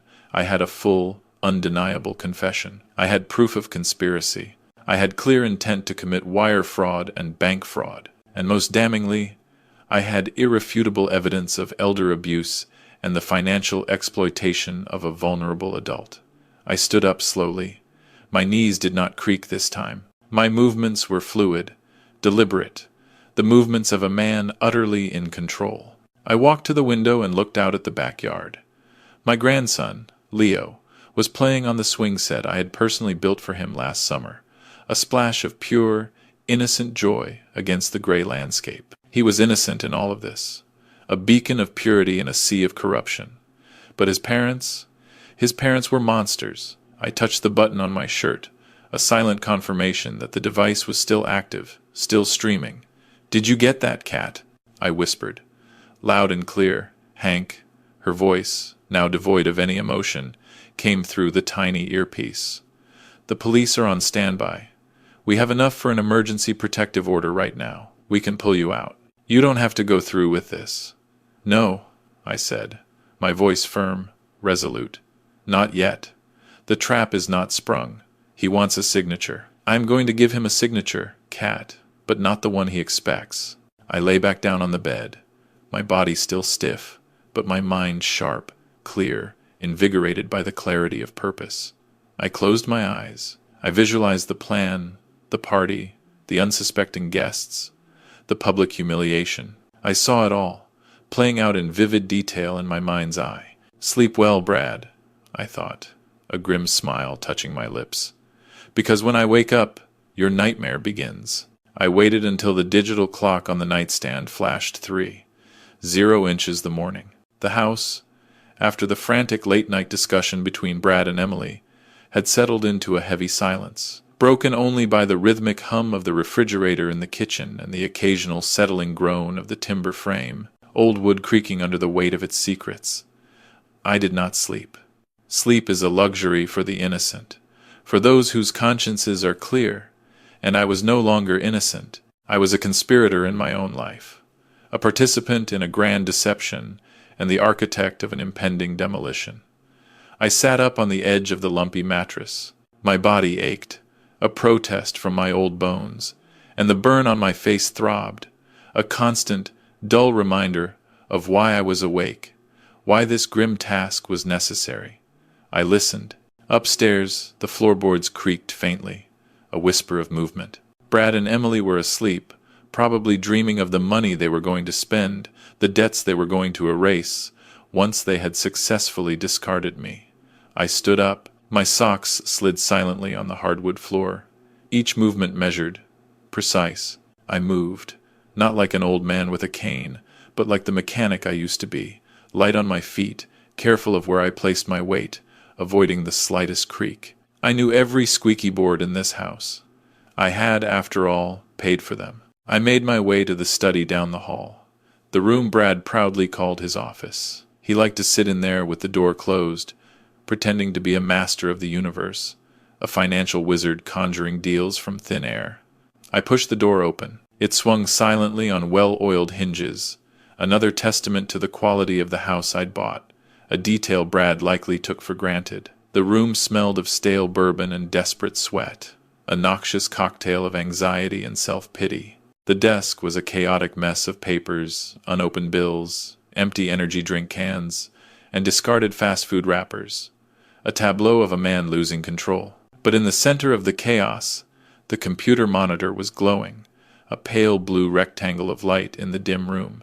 He had not turned it off. He had left it awake, just like his insatiable greed, a testament to his sloppiness, his overconfidence. I walked around the desk and sat in his leather chair. It was still warm, a faint imprint of his desperate vigil. He must have been here late, agonizing over his impending doom, trying to conjure a miracle. I looked at the screen. A chat window was open. It was an encrypted messaging app, the kind people use when they don't want a paper trail, when they want their dealings to remain hidden from prying eyes. The user on the other end was named VultureCap. I smiled in the dark. That was Cat, or rather, one of the forensic accountants Cat had set up with a dummy profile, a digital bait to lure Brad into further indiscretion. I scrolled up, reading the history of their pathetic, desperate exchange. Brad's frantic messages, VultureCap's cool, professional replies. "I need the bridge loan approved by Friday. The assets are secured. The old man is compliant. Just give me the funding." VultureCap replied, its digital voice cold and unyielding. "We need proof of ownership, Brad. You have promised us the deed for weeks. If you do not have the signature, we walk. The deadline is tomorrow evening. Brad, ever the delusional optimist. I will have it tomorrow. I am hosting a signing ceremony, a party, high visibility. He will sign the transfer in front of witnesses. It is done. Just be patient. Vulturecap's final chilling reply, talk is cheap, Brad. Send confirmation when the ink is dry. Or better yet, invite us. We want to see the asset. Live. I leaned back in the chair, a slow, predatory smile spreading across my face. Brad was not just trying to sell my house to pay the Ivanovs. He was trying to leverage my remaining assets, my pension, my very identity, to secure fresh capital from a new, equally predatory investor. He was digging a hole so deep he would never see the sun again, entangling himself in a web of deceit so vast he would be crushed by its weight. I looked at the keyboard. My fingers hovered over the keys. I could delete this. I could wipe the drive, erasing any trace of his desperate dealings. But that would just delay the inevitable, prolonging his agony, giving him a chance to wriggle free. I did not want to delay. I wanted to accelerate. I wanted to press the detonator myself.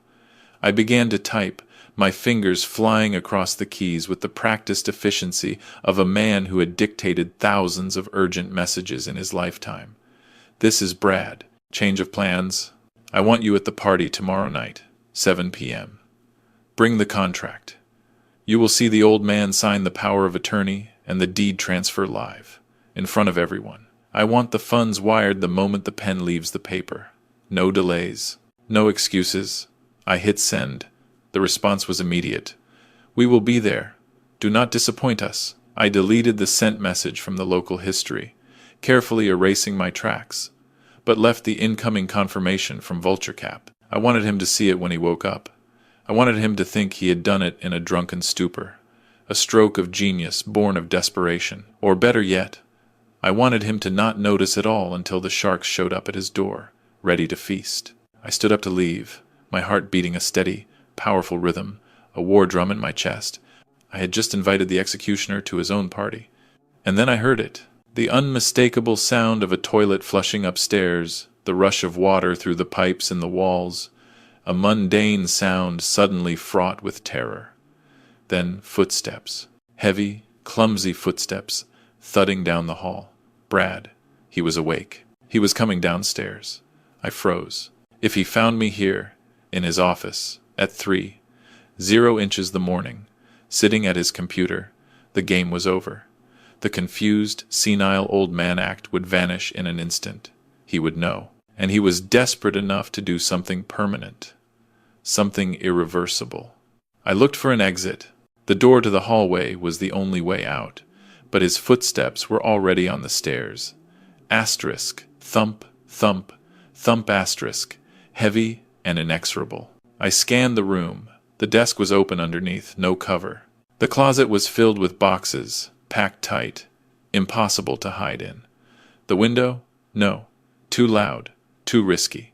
The footsteps reached the bottom of the stairs. He was turning toward the kitchen, which was adjacent to the office.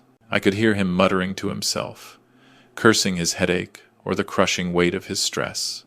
I dove toward the heavy velvet curtains covering the French doors that led to the backyard. I slid behind the thick fabric, pressing my back against the cold glass of the door. The dust from the curtains tickled my nose. I held my breath, pinching my nose to stop an inevitable sneeze, my body rigid, utterly still. The office door creaked wider. The light from the hallway spilled into the room, cutting a stark slice of illumination across the carpet. I saw his shadow stretch out long and distorted, a grotesque giant in the dim light. He walked in. I could hear his breathing. It was wet and ragged, the breathing of a man under immense strain, poisoned by his own anxieties. He shuffled to the desk. I heard the clink of glass on glass. He was pouring another drink at 3:00 the morning. Just sign the paper, you old bat, he mumbled, his voice slurred, thick with alcohol and resentment. Just die and make me rich. My fists clenched at my sides, my nails digging into my palms. It took every ounce of discipline I possessed, every fiber of my being, not to step out from behind that curtain and end him right there, to throttle the life out of him, to make him pay for his sins in that very moment. But I stayed still. I was a statue. I was a ghost. He sat in the chair. The leather groaned under his weight. I heard him tapping on the keyboard, his fingers clumsy. He was checking the chat. Please, I thought. A silent prayer. Please be too drunk to notice the timestamp, to notice the subtle change in tone, the abrupt shift in the conversation. He grunted, a sound of satisfaction. Good, he whispered, his voice still slurred. They are coming. He stood up. He did not see the message I sent. He just saw the confirmation, the promise of funds, the illusion of victory. He thought he had won. He walked out of the room, turning off the hallway light as he went, plunging the office back into near total darkness. I listened to his footsteps retreat up the stairs, heavy and slow. I listened to the bedroom door close with a soft click. I let out a breath that I had been holding for 2 full minutes, a slow, agonizing release. My lungs burned. My heart was hammering against my ribs, thumping so hard I thought it would crack the bone. It felt like the old days, like the time I had to hide in a warehouse in Detroit, pressed against cold concrete, while Union busters searched the yard with flashlights, looking for me, looking for trouble. The fear was the same. The thrill was the same. The raw, exhilarating edge of survival. I stepped out from behind the curtain, my legs shaking, not from age, but from the sheer voltage of the risk, the profound danger I had just navigated. I crept back to the guest room. I lay down on the bed and pulled the thin blanket up to my chin. I stared at the ceiling, at the faint patterns of moonlight dancing on the plaster. Tomorrow night, 7 p.m. The stage was set, the actors were in place, and the script, painstakingly crafted, was written. Brad thought he was hosting a victory party. He thought he was inviting his investors to watch him claim his prize, to witness his triumph. He had no idea he had just sent an invitation to his own execution. I closed my eyes, and for the first time in 24 hours, I smiled. It was not a nice smile. It was the smile of the wolf, waiting patiently for the sheep to wander just a little further from the flock, just a little closer to the teeth. Tomorrow, Brad, I thought. Tomorrow we see who really owns this house. The house began to vibrate with activity long before the sun had fully dispelled the lingering pre-dawn gloom. It was the frantic, almost desperate sound of money being spent. Money that Brad did not have. Money that technically, legally, still belonged to me. I sat in the guest room, a silent observer in my self-imposed cage, listening to the orchestrated chaos unfold. I heard the clinking of rental glassware, the heavy footsteps of caterers hauling in trays of expensive hors d'oeuvres, the frantic whispers of event planners trying to orchestrate perfection. I heard the screech of packing tape as elaborate decorations were hung, the muffled thud of tables being set up. Brad was not just throwing a signing ceremony. He was throwing a coronation. He was crowning himself the king of my empire, the lord of my domain, and he wanted an audience to witness his fabricated triumph, his grand larceny. I peeked through the blinds, a sliver of vision revealing the unfolding spectacle. A white van, emblazoned with the logo of a high-end liquor distributor, was parked in the driveway, unloading cases of expensive champagne. Another van, from a prominent local florist, delivered massive arrangements of white lilies, their delicate, trumpet-like blooms a stark contrast to the grim proceedings. The irony was thick enough to choke on. Lilies are traditionally for funerals, for wakes, for final goodbyes.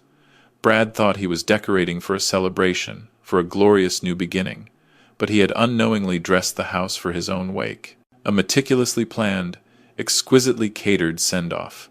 I waited until the noise in the hallway reached a crescendo, a frenzied mix of Brad shouting imperious orders at the catering staff, his voice high-pitched with manic energy, and Emily attempting, rather unsuccessfully, to coordinate the background music, her choices veering wildly from smooth jazz to upbeat pop. It was the opportune moment. I slipped out of the room, moving quietly, ghost-like, toward the laundry room at the back of the house. It was the only room without windows, the only place I felt truly secure from prying eyes, a small, utilitarian sanctuary in the midst of their grandiose delusion. I pulled out the burner phone. My hand was steady. The tremors of the confused old man were gone, replaced by the iron grip of the chairman, the unwavering resolve of a man about to reclaim his stolen kingdom. I dialed Kat. Status, I asked the moment she picked up, foregoing pleasantries. We are green, Hank. Everything is in place. The forensic audit is complete, and it is damning. He has not just defrauded you. He has cooked the books on 3 of his failed LLCs, creating phantom assets and fictitious revenues. He has a paper trail of tax evasion going back 5 years, a veritable roadmap to a federal indictment. And the bank fraud on the mortgage application, the forged deed, the false statements, that alone is a federal offense, carrying significant prison time. Good, I said, leaning against the humming washing machine, the vibrations a comforting counterpoint to my own internal tremor.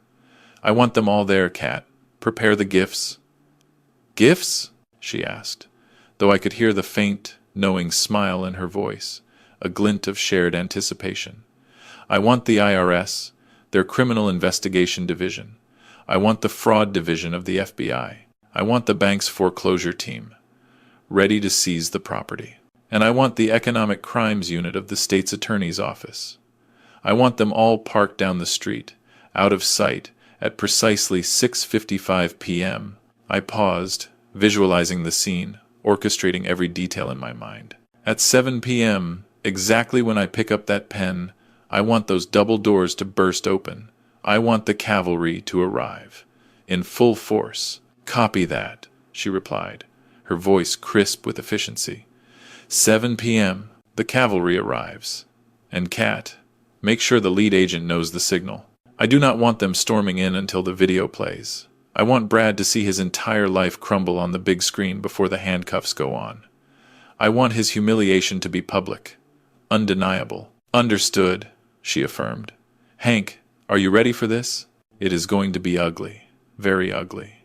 I looked at the lint trap of the dryer, my eyes focusing on the accumulated gray dust, the discarded fibers of countless laundered lives. It is already ugly, Kat, I said, my voice flat, devoid of emotion. I am just turning on the lights. I'm shining a spotlight on the truth. I hung up and slipped the phone back into its hidden pocket. I made my way back to the guest room, unnoticed, unheard, a shadow moving through their brightly lit charade. It was time to get dressed. I opened the closet door and reached into the very back, pushing aside the worn flannel shirts and the threadbare khakis that had been my disguise for the past 5 years. There, carefully preserved and pushed behind the facade of poverty, was a garment bag I had not opened since Martha's passing. It was covered in a thin, almost reverent layer of dust.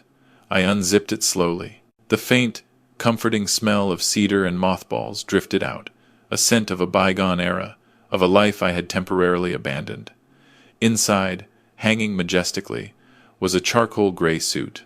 It looked old-fashioned to the untrained eye, perhaps a relic from a different generation. But it was not just a suit. It was a bespoke piece, hand-tailored in London from the finest Italian wool.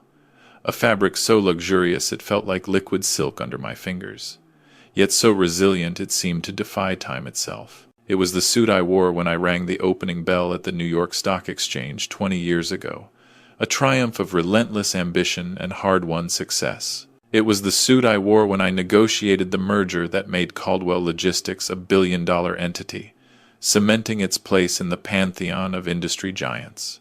It was my armor, my uniform, my true skin. I pulled it out and laid it on the lumpy, uneven mattress of the guest bed. The fabric was still perfect, resilient, tough, just like me, despite the years of neglect. I went to the corner of the room and plugged in the cheap travel iron Emily had left in the room, a discarded appliance as an afterthought for her poor father. I filled it with water and waited for it to hiss, for the steam to rise. I began to iron. It was a ritual, a meditative act of preparation, a symbolic shedding of one skin and the dawning of another. With every pass of the hot steam, with every wrinkle I meticulously smoothed away, I was erasing the persona of Hank the victim, Hank the burden, Hank the senile old man. I pressed the collar of the crisp white dress shirt until it was stiff and sharp, a blade against my neck. I pressed the crease into the trousers until they could cut glass, sharp and precise. The steam rose around me, enveloping me in a cloud of heat and purpose, a cleansing aura. I was not just pressing clothes. I was pressing my will back into existence. I was remembering who I was. I was not the man who ate canned beans in a cold room, enduring their disdain. I was not the man who drove strangers for $5, accepting their pity. I was the man who moved mountains, who built empires, who commanded respect, and who was about to collect his due. I put on the shirt. It fit a little looser than it used to.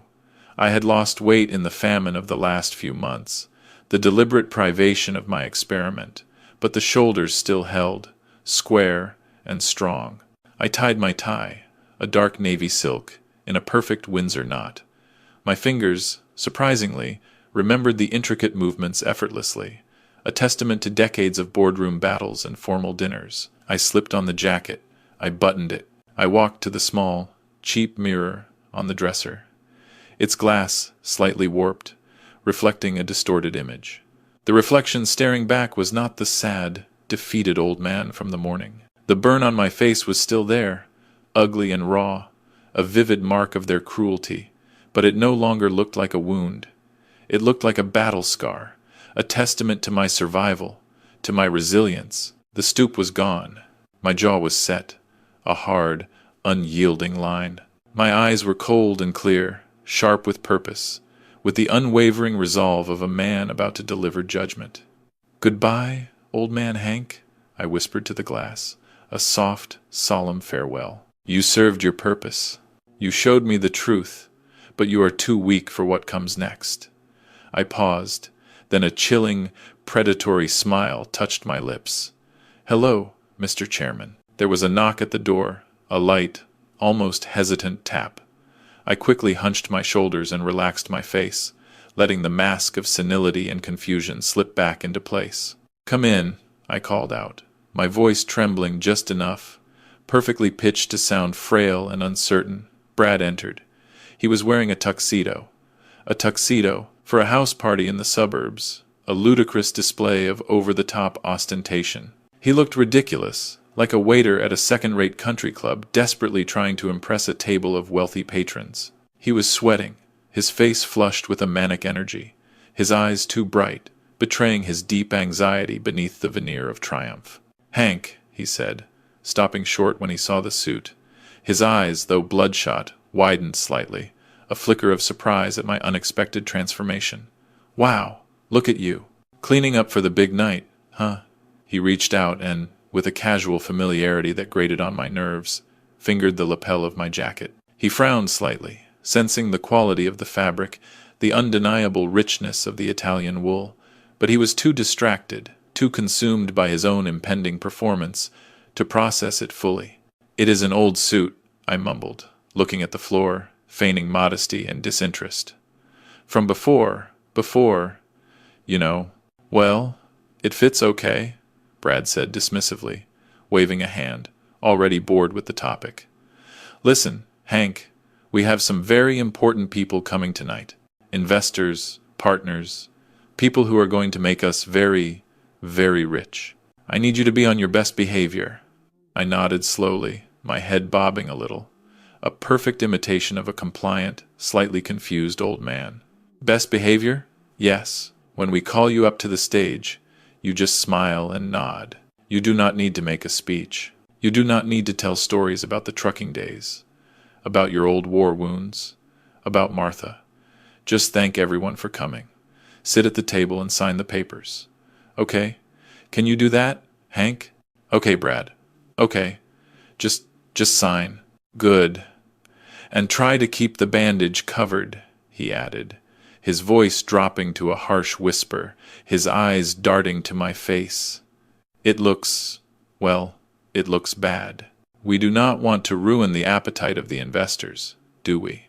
He turned to leave, but stopped at the door, a final, cruel flourish. "Oh, and Hank, after tonight, things are going to get a lot better for you. You will see. Sunshine Meadows is really nice. Lots of sunlight. And the food is adequate." He winked. He actually winked at me, a grotesque display of his suffocating arrogance. his absolute conviction in his own cleverness. He was already spending the money. He was already celebrating my exile, my imprisonment, my slow, ignominious death. I watched him leave. The urge to punch him, to wipe that smug, self-satisfied grin from his face, was overwhelming, a primal urge that made my muscles ache. But I held it back. Patience. The trap needs to snap shut on the neck, not just the leg. A few minutes later, the door opened again. This time, it was Emily. She was wearing a long, sequined gown, shimmering and glittering, far too formal for the occasion, a desperate attempt to project an image of success she didn't possess. She looked beautiful, yes, but also brittle, like a delicate glass ornament that was about to shatter. She was carrying a glass of water and a small paper cup, a telltale sign of what was to come. "Dad," she said, her voice overly bright, strained, a desperate cheerfulness that barely masked her underlying fear. "You look handsome." "Thank you, Emily," I said, my voice soft, almost hesitant. She walked over to me, her hands shaking slightly, betraying the calm she tried to project. She held out the paper cup. Inside was a single, small, blue pill. "I brought you something," she said, her voice dropping to a conspiratorial whisper, a forced intimacy. "It is just a little sedative, a mild one. Brad thought you might be nervous with all the people, all the excitement. It will help you relax. It will help you get through the evening without getting confused or agitated." I looked at the pill. I knew exactly what it was. It was a benzodiazepine, a tranquilizer, strong enough to knock out a horse, or at least render an old man completely compliant. If I took this, I would be slurring my words within 20 minutes, my mind foggy, my will weakened. I would be pliable, suggestible, utterly at their mercy. I would sign my own death warrant and not even remember it. They were not just manipulating me. They were drugging me. My own daughter was drugging me, chemically lobotomizing me, to rob me, to condemn me to a slow, dehumanizing death.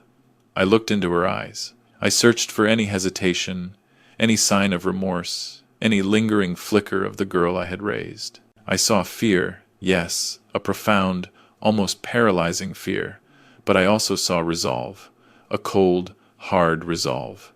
She had chosen her side.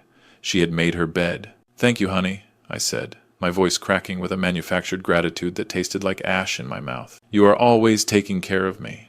I took the pill. I put it in my mouth. I took a sip of water, my hand trembling just enough to appear authentic. I tilted my head back and swallowed hard, exaggerating the effort. Emily watched my throat. She watched the swallow. She needed to be sure. "Good," she said, letting out a breath of palpable relief. "That is good. You just sit here for a bit until the music starts. We will come get you when it is time." She leaned in and kissed me on the forehead. Her lips were cold. She left the room, closing the door softly behind her, believing her monstrous task was complete. The moment the latch clicked, I leaned over the trash can. I coughed hard, a violent, retching sound, forcing the pill up from where I had expertly tucked it under my tongue, a trick I had learned in my rougher days, dealing with men who tried to slip me Mickey Fins. It fell into my palm, wet and dissolving slightly, but still whole. I looked at the little blue circle of betrayal, a potent symbol of their depravity. It was the final nail in the coffin of my fatherhood, the last vestige of the emotional bond I had once cherished. There was no going back now. There was no saving them. I walked to the bathroom and flushed the pill down the toilet, watching it swirl away into the dark water. A silent, symbolic erasure. I washed my face, carefully avoiding the burn, the physical wound that had catalyzed this entire, brutal reckoning. I straightened my tie, adjusting the perfect Windsor knot. I checked the time, 6:45. The guests were arriving. I could hear the murmur of voices, the clinking of glasses, the fake, brittle laughter of people trying to impress each other, jockeying for position in Brad's imaginary kingdom. The sharks were circling, drawn by the scent of easy money and false promise, but they didn't know there was a killer whale in the water. I walked back to the bed and sat down. I smoothed the fabric of my trousers, feeling the luxurious Italian wool, a comforting reminder of my true identity. "I am not confused, Emily," I whispered to the empty room, my voice clear, sharp, and cold. "I am more awake than I have been in 5 years." I stood up. I walked to the door. I placed my hand on the knob, feeling the cool metal beneath my palm. "Let's go downstairs," I said, my voice a silent command to the empty air. I opened the door and stepped out into the hallway. The music was playing, a soft, saccharine instrumental. The lights were dim, creating an atmosphere of deceptive intimacy. The stage was set, and the chairman was coming to cancel the show. The living room had been transformed into a theater of the absurd, a gilded stage for Brad's grotesque performance. The furniture I had paid for, the comfortable sofas and armchairs, were pushed haphazardly against the walls to make room for rows of gold Chiavari chairs, rented for the evening, sparkling under the subdued lighting. The air was thick with the cloying scent of expensive perfume, mingling with the heavy musk of ambition, of desperation. I stood in the shadows of the hallway, adjusting my cuffs, taking a moment to observe, to assess, to savor the scene. There were about 50 people in the room, a mix of curious onlookers and hopeful opportunists. I recognized a few neighbors, looking distinctly uncomfortable in their Sunday best, clearly brought in as window dressing, as props for Brad's charade. But the majority were strangers, men in sharkskin suits with teeth too white and handshakes too firm, their eyes constantly scanning the room for advantage. Women in cocktail dresses, holding flutes of champagne with practiced elegance, looking bored, yet attentive, waiting for the show to begin. These were the investors, the marks, the ancillary predators Brad was trying to hustle. I spotted the primary targets immediately. Near the grand fireplace, standing slightly apart from the herd, were 3 men in dark Italian suits, their posture rigid, their faces devoid of expression. They did not hold drinks, they did not smile. One of them checked his watch, with a gesture that screamed impatience, a subtle but unmistakable signal of his rising irritation.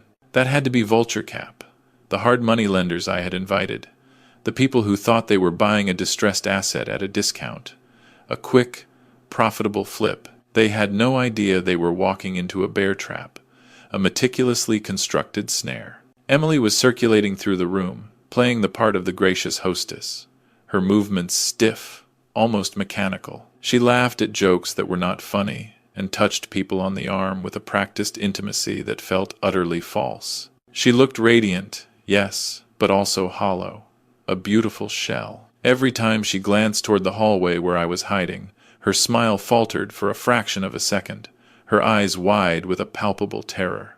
She was terrified. She knew the pill she had given me should be kicking in right about now, rendering me a docile, confused puppet. She was waiting for the zombie to emerge.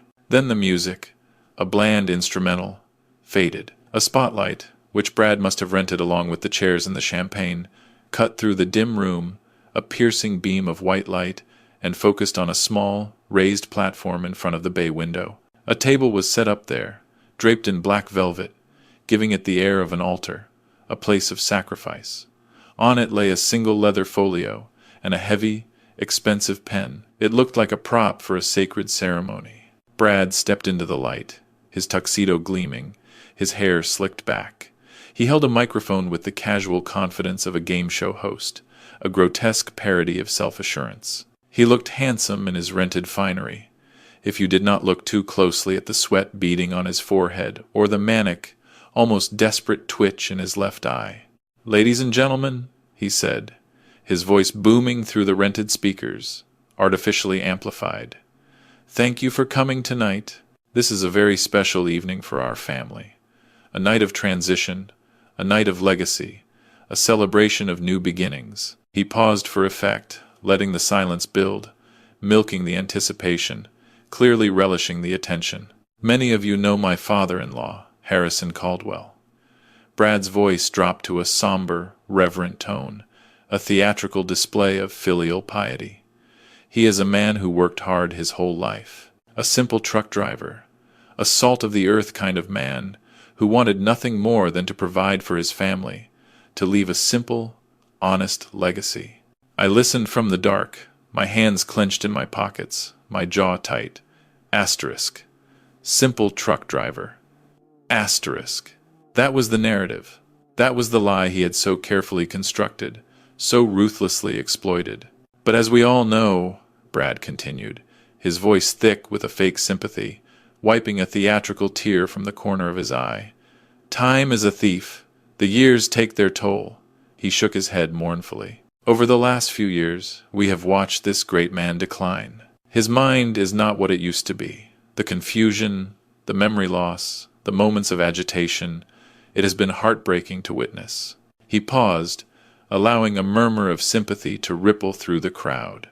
A collective sigh of pity for poor Brad, such a good son-in-law, burdened by his failing patriarch. Just yesterday, he continued, embellishing the story with cruel relish, he wandered off into a snowstorm, confused and alone, causing us untold anxiety.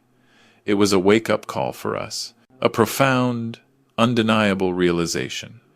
We realized we could no longer let him carry the burden of his own affairs, the weight of his own decisions. It was simply too much for him. So tonight, Brad said, brightening his voice, transforming the mournful tone into one of triumph, we are taking a compassionate, necessary step to ensure his safety and his future. Tonight, Harrison is officially handing over the reins of the estate to us, so we can ensure he lives out his remaining years in comfort and dignity. It is what he wants. It is what he needs. It is an act of love. He gestured grandly toward the hallway, his face alight with manic glee. Please welcome the patriarch of our family, Harrison Hank Caldwell. That was my cue. I stepped out of the shadows, into the blinding glare of the spotlight. I let my shoulders slump forward, collapsing my chest, making myself appear smaller, weaker. I bent my knees slightly, giving my walk a fragile, trembling gait, a perfect imitation of a man on the brink of collapse. I blinked rapidly against the harsh glare, acting dazed and disoriented, my head wobbling slightly. The room went silent. A gasp, a collective intake of breath, swept through the audience. I could feel their eyes on me, heavy with pity, with judgment, with a grotesque curiosity. Look at him, they were thinking. Just a husk, a shell of a man. Poor old Hank. I shuffled toward the stage, dragging my feet on the expensive rug, each step an excruciating effort, designed to sell the lie.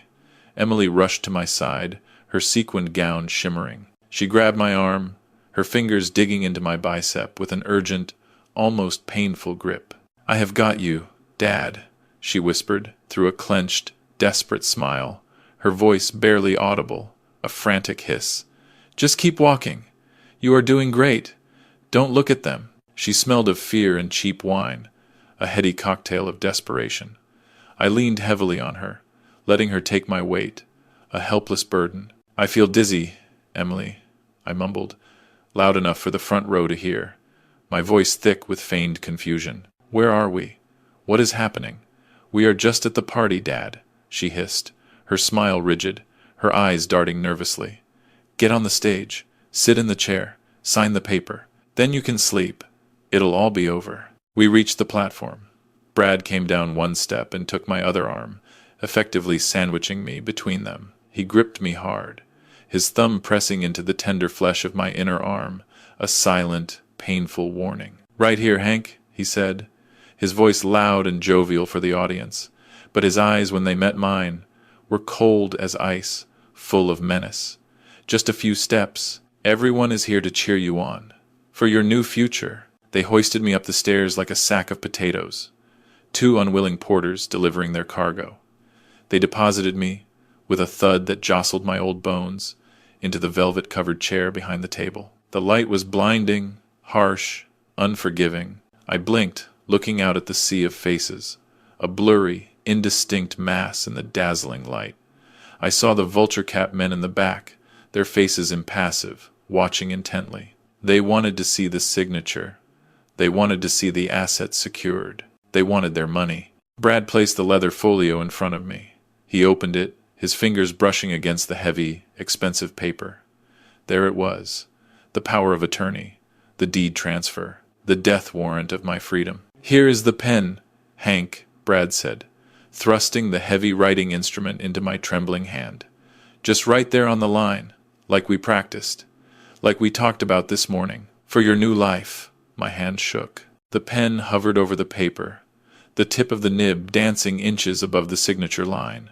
A tiny, exquisite ballet of deception. I looked up at Brad. He was sweating profusely now, rivulets of perspiration tracing paths down his temples, gleaming in the spotlight. His eyes were wide, pleading, threatening, all at the same time. "Sign it," he mouthed silently, his lips forming the words, a desperate, unspoken command. Asterisk, sign it, or you die. Asterisk. I looked at Emily. She was standing just off stage, her hands clasped, wringing them in a silent agony of suspense. She looked away, unable to watch the execution she had arranged, the final act of her betrayal. I looked out at the audience. They were holding their breath, a collective stillness, waiting for the show to end so they could get back to the champagne, to the networking, to their own petty ambitions. I took a deep breath, filling my lungs with the stale, perfumed air of the room. I straightened my spine. I pushed my shoulders back. The slump, the pathetic, theatrical slump, vanished. The tremble in my hands ceased. The fog in my eyes cleared instantly, replaced by the sharp, cold gaze of a predator who has just spotted the jugular, who is locked onto his prey. I did not sign the paper. Instead, with a sudden, decisive movement, I reached out and grabbed the microphone from the stand, my fingers closing around the cold metal. The feedback whined, a sharp, piercing screech that made everyone flinch, their hands flying to their ears. Brad froze. His triumphant smile faltered, a mask cracking. "Hank, what are you doing?" he whispered, his voice laced with a sudden, dawning terror. "Just sign the paper. Don't mess this up." I ignored him. I brought the microphone to my lips. "Testing," I said. My voice did not sound like the raspy croak of a dying man. It boomed through the speakers, deep, resonant, and commanding. It was the voice that had shouted down union bosses, that had commanded boardrooms, that had brokered billion-dollar deals. It was the voice of the chairman. Brad stepped back, as if I had slapped him. The color drained from his face, leaving him a pallid, ashen mask. He looked at Emily in sheer panic, his eyes wide with a horrifying realization. I stood up. I did not struggle to rise. I stood up with fluid, powerful grace, the strength of a man half my age. I unbuttoned my jacket, revealing the crisp white shirt, the perfectly tied dark navy silk tie. I looked at the crowd, letting my gaze sweep over their stunned, horrified faces. "Ladies and gentlemen," I said, my voice steady and cold, cutting through the silence like a scalpel. "Thank you for coming. My son-in-law has told you a very moving story tonight. A story about a frail old man, a confused old man, a man who needs protection, a simple truck driver." I turned to look at Brad. He was paralyzed. He was watching a corpse come back to life, and he did not know what to do. He was watching his entire world unravel. "It is a good story," I continued, my voice dripping with a chilling sarcasm, walking around the table to the very front of the stage, closer to the audience. "But like most things in this house, it is a lie." A murmur, a collective gasp of shock, ran through the crowd. The vulture-cap men, those three impassive figures in the back, straightened up, their eyes, once bored, now locking onto me with a sudden, intense interest. Brad lunged forward, a desperate, panicked movement, trying to grab the mic, to silence me, to stop the truth from escaping. "Dad, you are confused. Give me that. You don't know what you're saying." I sidestepped him easily, a practiced move honed in countless confrontations. I was faster than him, stronger than him, fueled by righteous fury. "Sit down, Brad," I barked. The authority in my voice hit him like a physical blow, a sudden, unexpected punch. He stopped, stunned, his face a mask of disbelief and fear. "I am not confused," I said, addressing the room again, my voice booming, filling every corner of the lavish, deceptive space. "I am not senile, and I am certainly not broke. My name is Harrison Caldwell. I founded Caldwell Logistics 40 years ago. I built this country's supply chain with these two hands. I held up my calloused hands, the physical evidence of a lifetime of hard labor, of honest work, and tonight I am here to conduct a hostile takeover. The room was dead silent. You could hear a pin drop. The air crackled with tension, with the sudden, shocking realization of the magnitude of what was happening. But before I sign anything, I said, lowering my voice to a dangerous whisper, a chilling intimacy, I think it is important that you all know exactly who you are doing business with. Brad invited you here to witness a transaction. Well, let us show you the transaction he truly intended. I raised my hand and snapped my fingers, a sharp, decisive sound that cut through the silence. Start the film, Cat, I commanded into the microphone. Behind me, the large projection screen that had been displaying a slideshow of happy, posed family photos. All lies. Suddenly went black. The music cut out. The lights in the room dimmed further, plunging the audience into an oppressive darkness, illuminated only by the harsh beam of the spotlight on me. Brad turned to look at the screen. His eyes were wide with terror, his breath coming in ragged gasps. He knew. Deep down, he knew what was coming. No, he screamed, lunging for the projector. A desperate, futile attempt. Turn it off! Turn it off! But it was too late. The screen flickered to life. The image was grainy at first, distorted, but then it sharpened, resolving into undeniable clarity. It was a video taken from a hidden camera, strategically placed in my flannel shirt. It showed a dining room table. It showed an old man in a flannel shirt, a fragile figure, holding a wooden toy. And it showed a young man in a Rolex, his face contorted with malice, standing over him, holding a steaming bowl of orange soup. The audio crackled through the speakers, loud and clear, brutally amplified, filling the room with the raw, visceral sound of cruelty. If you do not like the soup, Hank, maybe you should wear it. The audience gasped, a collective sound of shock and revulsion, a wave of disgust sweeping through the room. On the screen, in horrifying, slow-motion clarity, the soup flew. The old man gasped, choking. The young man laughed, a harsh, braying sound of triumph. That is what you deserve. Brad stood on the stage, frozen in the spotlight, a deer caught in the headlights of an oncoming semi-truck, his face a mask of absolute terror. He looked at the screen, then at the horrified crowd, then at me, his eyes wide with a primal fear. I smiled. It was not a nice smile. Watch closely, I said into the mic, my voice calm, cold, utterly devoid of mercy. The show is just getting started. The video on the screen continued to play, a grotesque home movie of cruelty, each frame a hammer blow of truth. The image was undeniable. It showed my son-in-law, the man standing in a tuxedo on the very same stage, holding a bowl of soup like a weapon, the steam rising ominously from the orange liquid.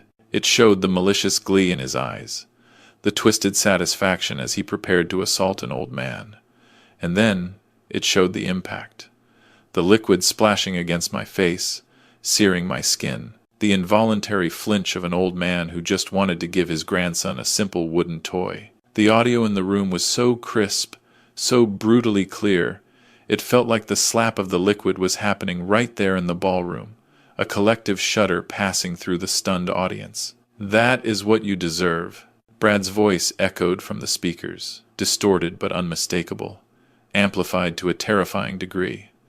The guests in the room gasped again, a fresh wave of horror washing over them. A woman in the front row, exquisitely dressed, covered her mouth with her hand, her eyes wide with revulsion. The champagne glass she was holding tilted, spilling expensive wine onto the pristine carpet, but she did not even notice. The sheer horror on the screen held everyone captive, utterly silenced. But I was not done. Not by a long shot. I signaled Cat again, a subtle nod of my head. The video cut to black, plunging the screen into darkness, but the audio continued, the chilling waveform of a voice oscillating on the screen. It was a recording taken only hours ago, from the guest bedroom, a private conversation they thought was utterly secure. The voice was Brad's, whispering with the hiss of a snake, cold and calculating. As soon as the ink is dry, I have a van coming. A van from Sunshine Meadows. They'll pick him up before dawn. before anyone asks questions. Emily's voice on the recording sounded weak, complicit, a pathetic whimper. But it is awful. It smells. The people. Then Brad again, louder this time, filled with unbridled venom and chilling contempt. We do not have a choice, Emily. He is useless. He is a burden. He has lived his life. Now he is just in the way. Once he is in the facility, we change his contact info so they cannot call us. We tell the neighbors he moved to Florida to be with his brother, that he found peace. By the time anyone asks questions, by the time anyone even bothers to check on him, he will probably be dead anyway. The silence in the room was absolute. It was the silence of a tomb. The social veneer, the polite smiles, the forced laughter, the networking. It all evaporated instantly, leaving only the raw, ugly truth exposed, laid bare for all to see. These people thought they were attending a coronation, a celebration of new wealth, but they were witnessing a murder plot, a scheme of elder abuse so vile it made their stomachs churn. I looked at the back of the room. The three men from Vulture Cap, the hard money lenders who had driven Brad to such desperate measures, stood up in unison, their movements abrupt, decisive. They did not look angry. They looked bored. They looked like men who had realized they were wasting their time, that they had stumbled into a situation far too messy, far too toxic, for their taste, a bad bet with too much downside. The leader of the group, a hulking man with a shaved head and cold, reptilian eyes, buttoned his jacket, cast a single, withering look of disgust at Brad, and turned toward the door. His two associates followed, their footsteps heavy and deliberate. They walked out without a word, without a glance back, leaving a wake of cold, indifferent air behind them, like sharks abandoning a dying carcass. That was the sound of Brad's future evaporating. The sound of a multi-million-dollar loan disappearing into thin air. Brad watched them go. His face turned a color I had never seen before, a sickening mix of purple rage and absolute bone-deep terror. He looked at the screen where his own voice was still echoing, talking about selling me like cattle, discarding me like trash. Then he looked at me, standing impassively in the spotlight. His eyes were not human in that moment. They were the eyes of a trapped animal, cornered, desperate, realizing the trap has teeth, that it was about to snap shut. He let out a sound, a guttural roar of pure, unadulterated frustration and primal fear, and lunged. He came at me fast, a wild, uncontrolled charge, his hands reaching for the microphone, reaching for my throat, reaching for anything to stop the truth, to stop his world from utterly destroying him. "You old bastard!" he screamed, his voice hoarse, guttural. "You set me up! You set me up!" The crowd screamed, a cacophony of fear and sudden realization. Emily shrieked my name, a sound of pure terror. But Brad forgot one thing. He forgot that before I was a chairman, before I was a CEO, before I built an empire, I was a driver. I hauled steel across the Midwest in winter, battling blizzards and icy roads. I fought union busters in Detroit parking lots, men twice his size, men who played dirty. I had taken punches from men who meant to kill me and kept standing, kept fighting. I did not flinch. I did not step back. I waited until he was within arm's reach, his eyes wild, his breath reeking of bourbon and desperation. I shifted my weight to my left foot, pivoting my hips with a fluidity that belied my 70 years, a movement honed by decades of physical labor and unexpected confrontations. Brad's momentum carried him forward, his hands grasping at empty air where my neck had been a second ago, his eyes wide with a sudden, dawning confusion. As he stumbled past me, off balance, I brought my right hand up. I did not make a fist. I kept my hand open, palm flat, fingers rigid, a precise, devastating weapon. I put 40 years of hard labor, 5 years of suppressed rage, and every ounce of my rekindled will into the swing. My palm connected with his cheek. The sound was thunderous. It cracked through the room louder than the feedback, louder than the screams, louder than any sound he had made. It was the sound of justice making contact with arrogance, of truth shattering deceit. Brad spun around from the sheer force of the blow. His legs tangled, and he crashed to the floor, landing hard on his side, his expensive tuxedo tearing at the shoulder, a symbol of his shattered life. He lay there, stunned, gasping for breath, his hand flying to his cheek, where a furious red imprint of my hand was already blooming, matching the burn on my own face, a karmic symmetry. I stood over him, my posture upright, my gaze cold and unwavering. I adjusted my cuffs, a small, deliberate gesture of disdain. I looked down at the man who thought he could throw me away, who thought he could steal my life, my dignity. "That," I said, my voice calm and deadly quiet, utterly devoid of emotion, amplified through the microphone to every corner of the silent room, "is for the soup." Brad looked up at me. There was no fight left in his eyes, only shock, confusion, and a burgeoning terror. He could not comprehend how the frail old man he planned to institutionalize, to drug, to discard, had just floored him with a single, devastating blow. He started to scramble backward, trying to get away from me, trying to find a hole to crawl into, to disappear, but there was nowhere to go. The double doors at the back of the ballroom, the ones Brad had decorated with gold ribbons and garlands for his grand entrance, for his triumphal coronation, burst open. They did not open gently. They were thrown wide with a sudden, decisive force, slamming against the walls, the sound echoing like a rifle shot. The cold light from the hallway flooded in, silhouetting a group of imposing figures. At the front walked Catherine Ross. She was no longer just my lawyer.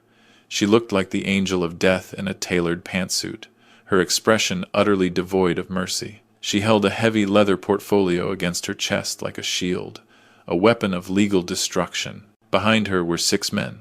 4 were in the dark windbreakers of the federal police, their faces grim, their movements precise. 2 wore the sharp suits and official badges of the IRS Criminal Investigation Division, their presence a chilling promise of financial ruin. They moved with the synchronized precision of a tactical team, their eyes sweeping the stunned crowd, assessing threats, asserting authority. The guests parted like the Red Sea, scrambling to get out of the way, their previous bravado dissolving into pure, unadulterated panic.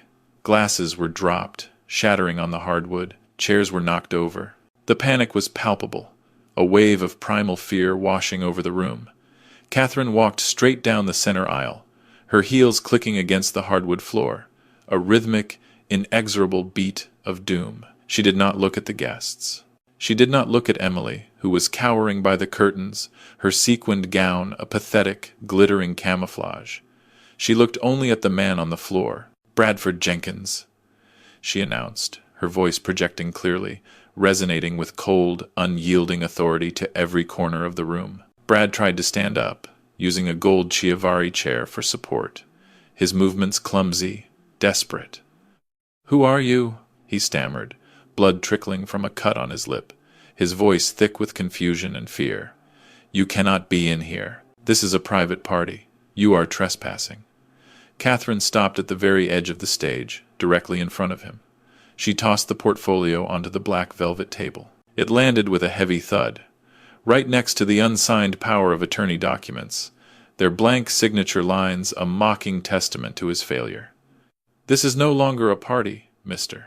Jenkins," she said coldly, her voice cutting through the remaining silence like a knife. "It is a crime scene," she signaled to the officers behind her. "Bradford Jenkins, you are under arrest." Brad blinked, his brain unable to catch up with the sudden, brutal reality. "Arrest? Arrest for what? I did not do anything. This is my house. He is crazy. He is senile. He attacked me." Catherine smiled. It was a terrifying smile, utterly devoid of warmth, a predator's baring of teeth. "We are not here for your family drama, Brad. We are here for the wire fraud. We are here for the tax evasion. We are here for the forgery of bank documents, the fraudulent mortgage. And we are here for the conspiracy to commit elder abuse and financial exploitation of a vulnerable adult." The officers moved in. They did not hesitate. They grabbed Brad by the arms, their grips firm and unyielding. He tried to pull away, shouting incoherently, "Emily, tell them he is crazy. Tell them this is a mistake." But the officers spun him around and slammed him against the velvet-covered stage, the sharp edge of the table digging into his chest. The sound of handcuffs ratcheting shut cut through the air. Asterisk, click, Click, click, asterisk. The sound of finality.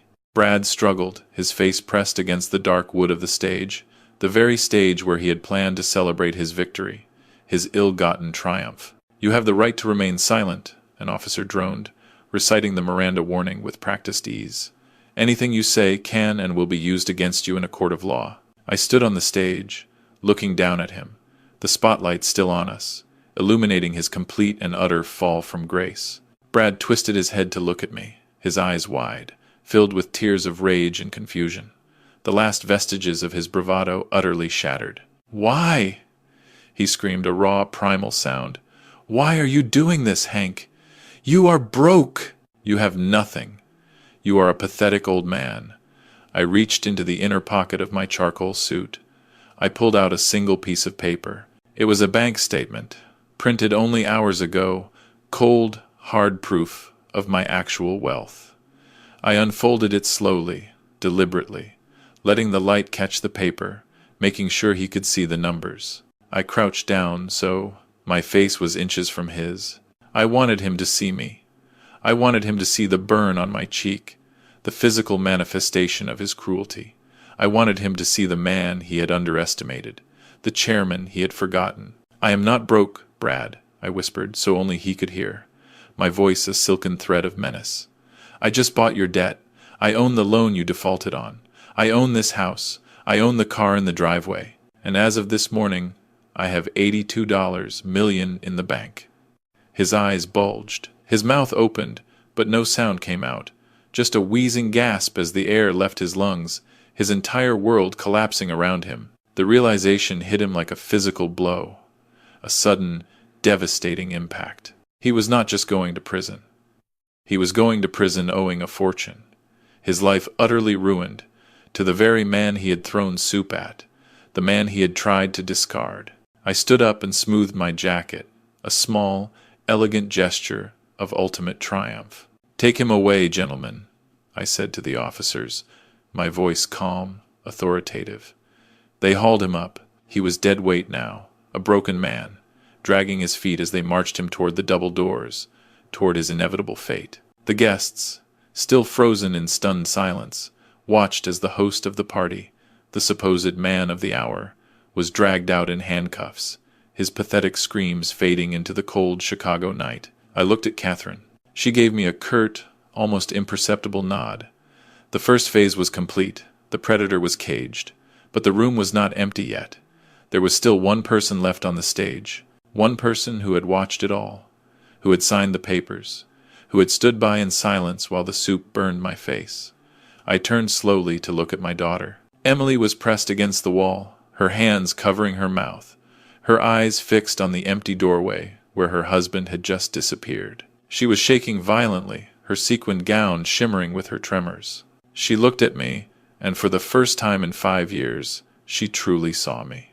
She did not see a paycheck. She did not see a burden. She saw the storm. I took a step toward her. The floorboards creaked under my heavy boots. "Dad," she whimpered, her voice a raw, broken sound.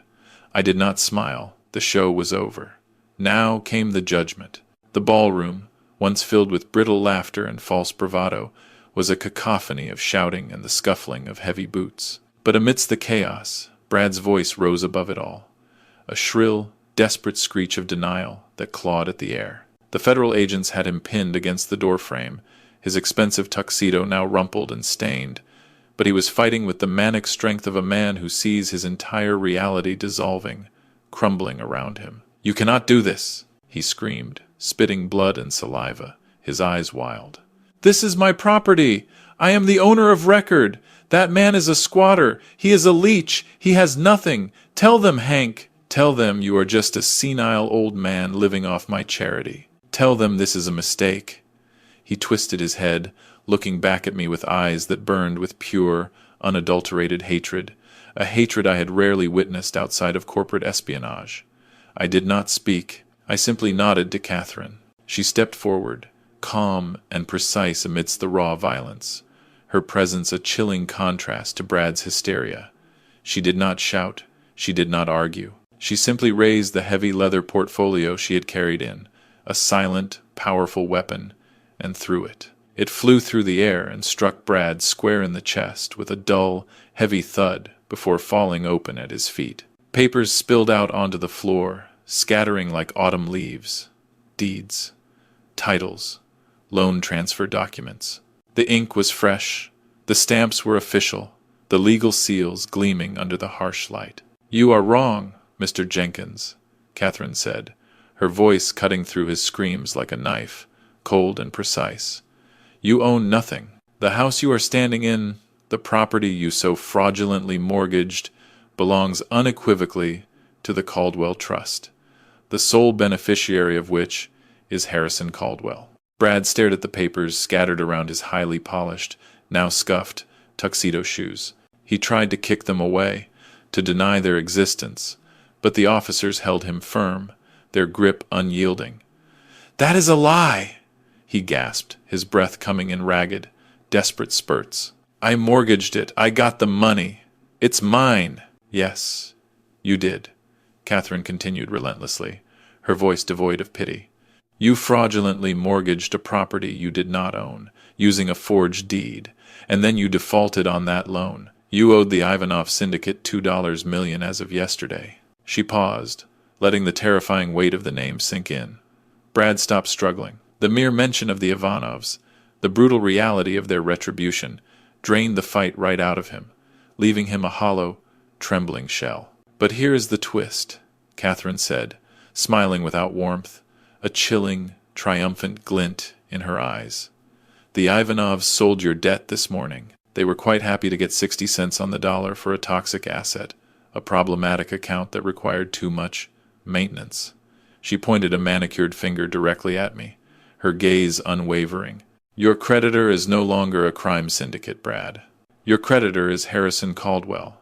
You owe him $2 million plus interest, plus legal fees, and since you cannot pay, he is exercising his right to foreclose immediately." Brad looked at me, his eyes wide with a horrifying realization. The truth hit him like a physical blow, gut-wrenching and utterly devastating. He was not just going to prison. He was going to prison owing a fortune, his life utterly ruined, to the very man he had thrown soup at, the man he had tried to discard like garbage. He slumped in the officer's grip, his legs giving out, becoming dead weight, a broken, defeated man. "Take him," Catherine said. The officers dragged him through the doorway. His tuxedo shoes scraped against the hardwood floor, leaving ugly black scuff marks, indelible stains on the pristine surface. His screams faded into the night, replaced by the slamming of a heavy car door and the distant, mournful chirp of a siren. Then there was silence. The guests stood frozen, terrified to move, terrified to breathe.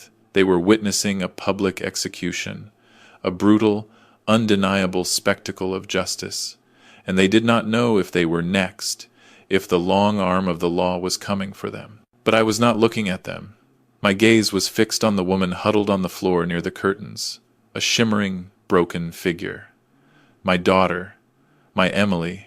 She was weeping, soft, broken sobs that shook her thin frame, her shoulders convulsing with despair. Her makeup was running in black streaks down her face, ruining the expensive gown she had bought with my stolen money, her vanity now exposed as cruelly as her betrayal. When she finally realized Brad was gone, swallowed by the night and the justice he deserved, she scrambled to her feet. She ran to me, not with the grace of the hostess she pretended to be, but with the desperate, clumsy speed of a child who has broken a priceless vase, knowing punishment is imminent. She threw herself at my feet. She grabbed my hand, the same hand she had watched tremble earlier that day, the hand she had so casually dismissed. "Dad, please!" she wailed, her voice raw, desperate, pleading.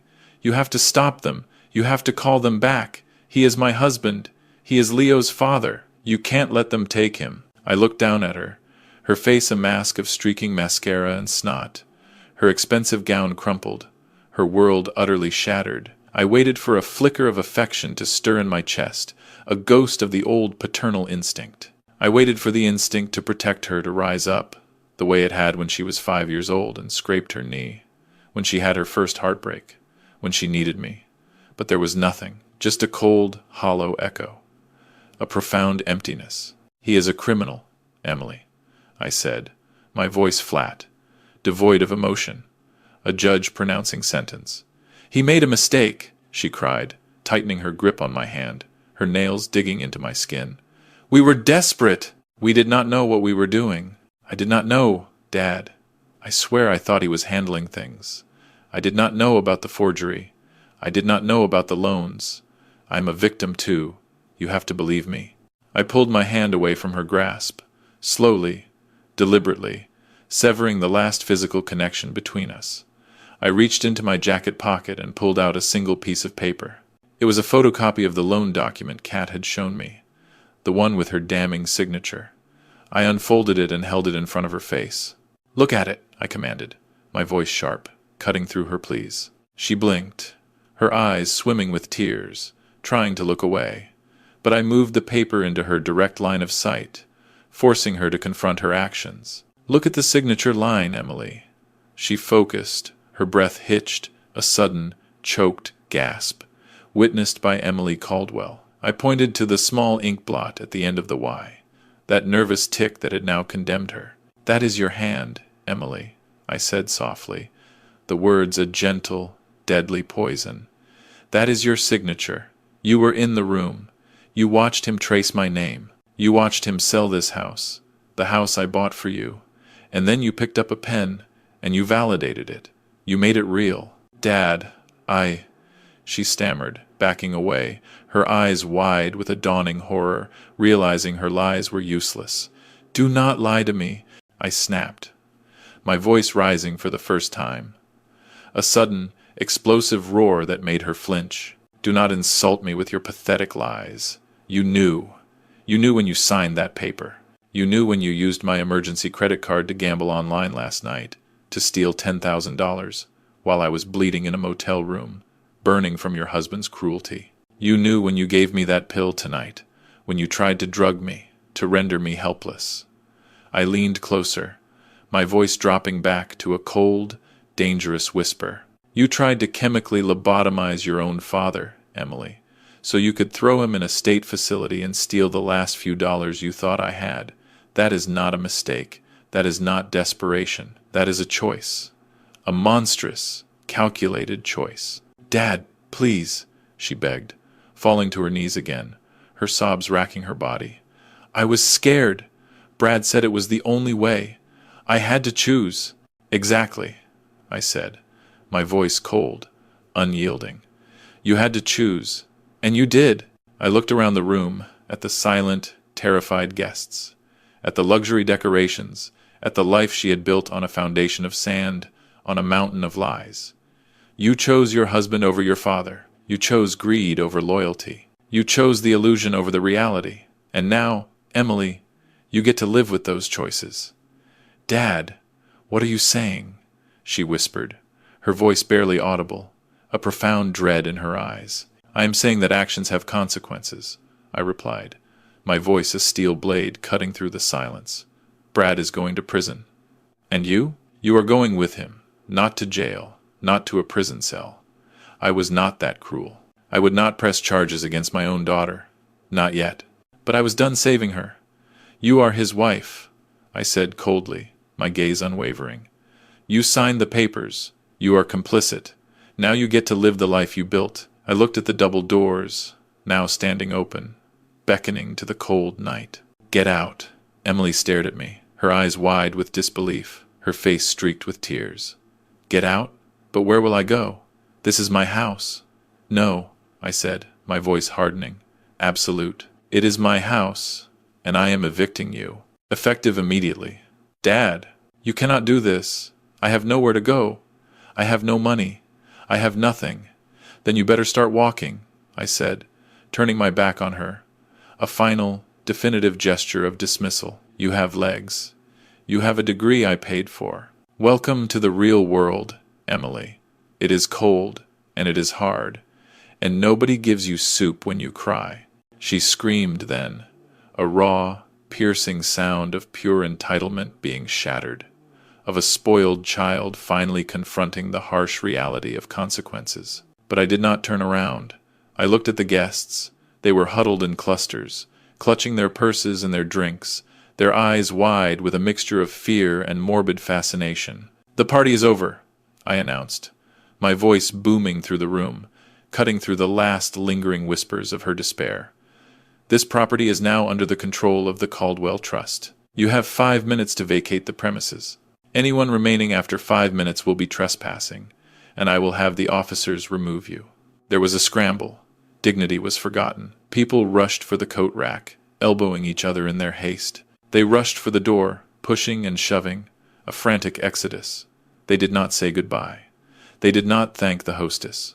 They fled like rats from a sinking ship, abandoning the scene of the crime. Emily stood there for a moment longer, alone in the center of the room, amidst the wreckage of her ambitions. She looked at me one last time, hoping for a reprieve, hoping for the dad who used to fix everything, who used to make all her problems disappear. But that dad was gone. He had died the moment the soup hit his face. She turned and ran. She did not grab a coat. She did not grab a bag. She just ran out the door into the snow, her expensive gown billowing around her, chasing the police car that held her husband, chasing the last vestiges of her broken life. I stood alone in the center of the ballroom. The music had stopped. The only sound was the wind howling outside, a mournful lament, and the distant wail of sirens fading into the night. The room was empty. The house was empty. I walked to the table where the unsigned power of attorney documents still lay. A cruel joke. I picked them up. I ripped them in half, then in half again, and again, until they were tiny, fluttering pieces. I let the pieces flutter to the floor like confetti, a final, symbolic celebration of their demise.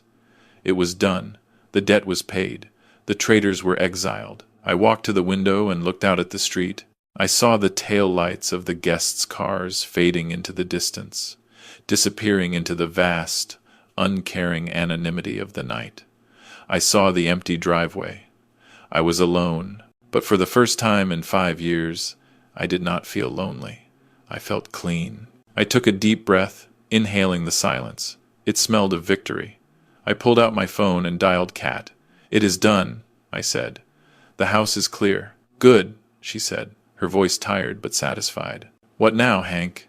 "Now," I said, turning away from the window, my gaze fixed on a new horizon. "Now we start over." The house was silent. It was not the comfortable silence of a home at rest, filled with the warmth of unspoken memories and the quiet hum of domesticity. It was the hollow, echoing silence of a tomb that had been looted, stripped bare, its contents plundered. I stood in the center of the living room, my footsteps sounding loud and intrusive on the bare hardwood floors, each step reverberating through the emptiness. I had moved fast. Money buys speed, and I had plenty of money. Within 3 hours of the police cars leaving, a professional moving crew had arrived, their large, anonymous trucks pulling up to the curb. I gave them simple, unequivocal instructions.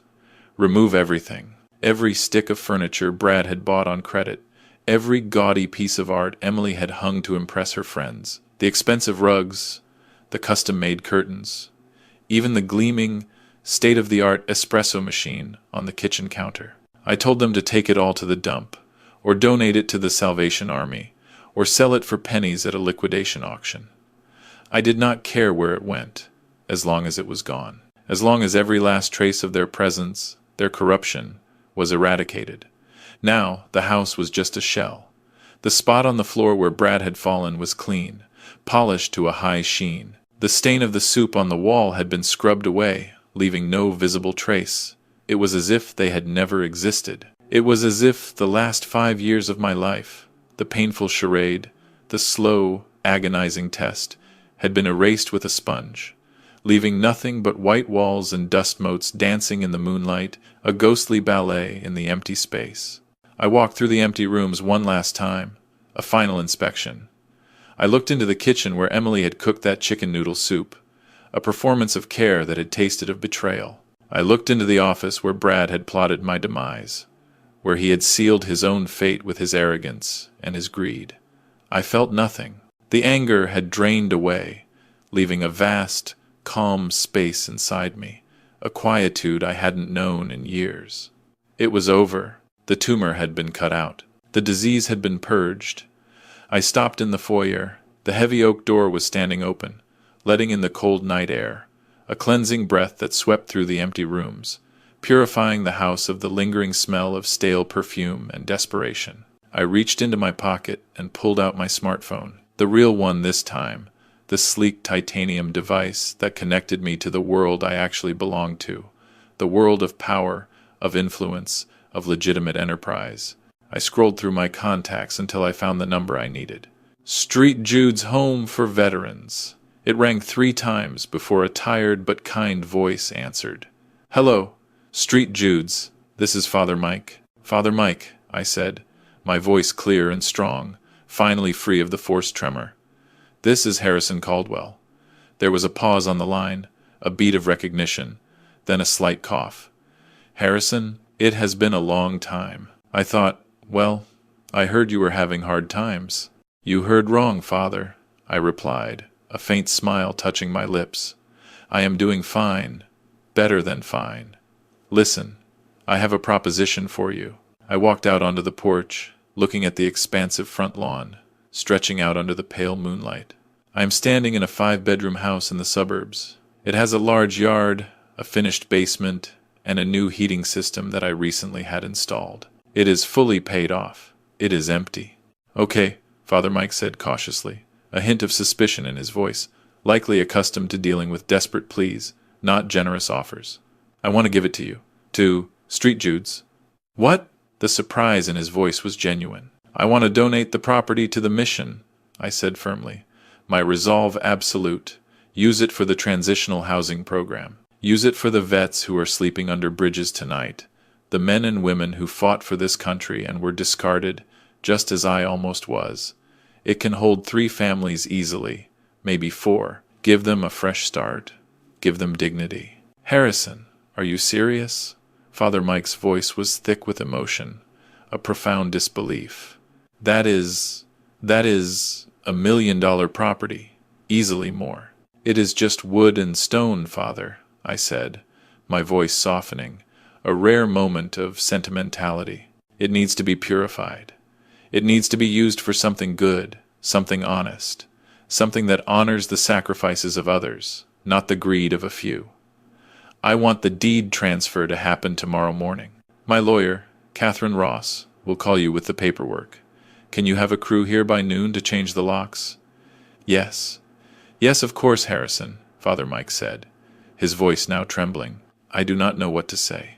This will change lives. So many lives. That is the point, I said. Good night, Father. I hung up. I dropped the keys to the house on the cold stone floor of the porch, letting them clatter softly. I did not need them anymore. This was no longer my house. It was a shelter. It was a place where honor would live instead of greed, where selfless service would replace selfish ambition. I walked down the driveway. The snow had started to fall again, soft, silent flakes covering the tire tracks of the police cruiser, covering the scuff marks of Brad's desperate struggle. The world was turning white and clean, erasing the ugly memories, cleansing the landscape. At the curb, a car was waiting. It was not my rusted Ford pickup truck. That old beast had been towed away an hour ago, destined for the scrapyard, its final resting place. It had served its purpose. It had carried the disguise of Hank, the poor old man, the broken patriarch. But Hank was retired now. The car was a sleek black Lincoln Continental, long and elegant, with tinted windows that reflected the falling snow like polished obsidian. The engine idled with a low, powerful hum, a gentle thrum of immense, suppressed power. The driver, a man named Thomas, who had worked for me for 20 years before I went into hiding, before Martha's passing, stepped out and opened the rear door. He did not look at my bandage. He did not look at my old, worn clothes, which I had deliberately kept on for this final moment of transition. He looked me in the eye with deep, unreserved respect, a loyalty forged over decades. "Good evening, Mr. Chairman," Thomas said, his voice calm, professional, utterly unsurprised by my presence or my appearance. "Good evening, Thomas," I replied, a faint smile touching my lips. I slid into the back seat. The leather was soft and warm, molded to the contours of my body. The smell of the car was familiar, comforting. Fine leather and a hint of mint, Thomas's preferred air freshener. It smelled like success. It smelled like my old life. "Where to, sir?" Thomas asked, meeting my eyes in the rearview mirror. I looked out the window at the dark house one last time, watching the snowflakes gently erase its painful history. I thought about Emily, running down the street in the snow, chasing her shattered dreams. I thought about Leo, my innocent grandson, and I hoped that one day, when he was old enough, when he was wise enough, he would understand. I hoped he would find the trust fund I left him, the secret inheritance I had always intended for him, and use it not for selfish indulgence, but to build a life of his own, a life of purpose and integrity, far away from the toxic shadow of his parents. "Take me to O'Hare, Thomas," I said, my voice low and resolute. "The private terminal." "You have a flight, sir?" Thomas asked, a subtle hint of curiosity in his tone. I nodded. "My plane is fueled and waiting." I reached into my jacket pocket and pulled out 2 tickets. They were old, yellowed with age, the paper soft and brittle. I had bought them 5 years ago, just weeks before Martha got sick, before our world imploded. We were going to see the world. We were going to Paris, Rome, Tokyo. We were going to eat pasta in Florence and watch the sunset over the Parthenon. She never got to go. The aneurysm took her before we could even pack a bag. I rubbed my thumb over her name on the ticket. Asterisk Martha Caldwell, asterisk. A wave of poignant grief, no longer sharp, but soft and tender, washed over me. "We are going to Paris, Thomas," I said, my voice soft, imbued with a quiet determination. "And then Rome, and then wherever the wind takes us. I have a promise to keep." "Very good, sir," Thomas said. He put the car in gear, and we pulled away from the curb, silently, smoothly. I did not look back. I did not watch the house disappear in the rearview mirror. I looked forward. The road ahead was dark, stretching into the unknown, but the powerful headlights of the Lincoln cut through it, illuminating the path. I touched the burn on my face. It still stung, a dull, persistent ache, but the pain was different now. It was not the pain of injury. It was the pain of healing, of a wound closing, of a cleansing fire. The skin would scar. Good. I wanted the scar. I wanted to remember. I settled back into the soft, warm leather seat. For the first time in 5 years, I did not have to pretend. I did not have to hunch my shoulders. I did not have to lower my eyes. I was Harrison Caldwell. I was the man who built an empire, and I was finally free. As the car accelerated onto the highway, merging with the stream of red taillights heading toward the city, I closed my eyes and let the hum of the powerful engine soothe me. They thought I was weak. They thought I was finished. They looked at a flickering flame and thought it was dying, an easy target to be extinguished. They forgot the most basic rule of nature, a lesson I had learned on the hard, unforgiving roads of America. A candle creates light, yes, a gentle, comforting glow. But if you knock it over, if you treat it with disrespect, if you dare to play with that fragile flame, that little light can burn down the entire building. I am not the ashes. I am the fire, and I'm just getting started. This story serves as a powerful reminder that we should never mistake silence for weakness or kindness for stupidity. Brad and Emily looked at an old man, seemingly worn by time and circumstance, and saw only a burden, forgetting that he was the very foundation upon which their comfortable, luxurious lives were built. They learned too late that unearned wealth often rots the character, fostering entitlement and a parasitic mindset, while true strength, resilience, and wisdom are forged in the fires of adversity and hard-won experience. We must always treat those around us with dignity and respect, regardless of their perceived status or their apparent vulnerability, because the people we think are disposable often hold the most profound power to change our lives for the better, or, as Brad and Emily discovered, to utterly destroy them.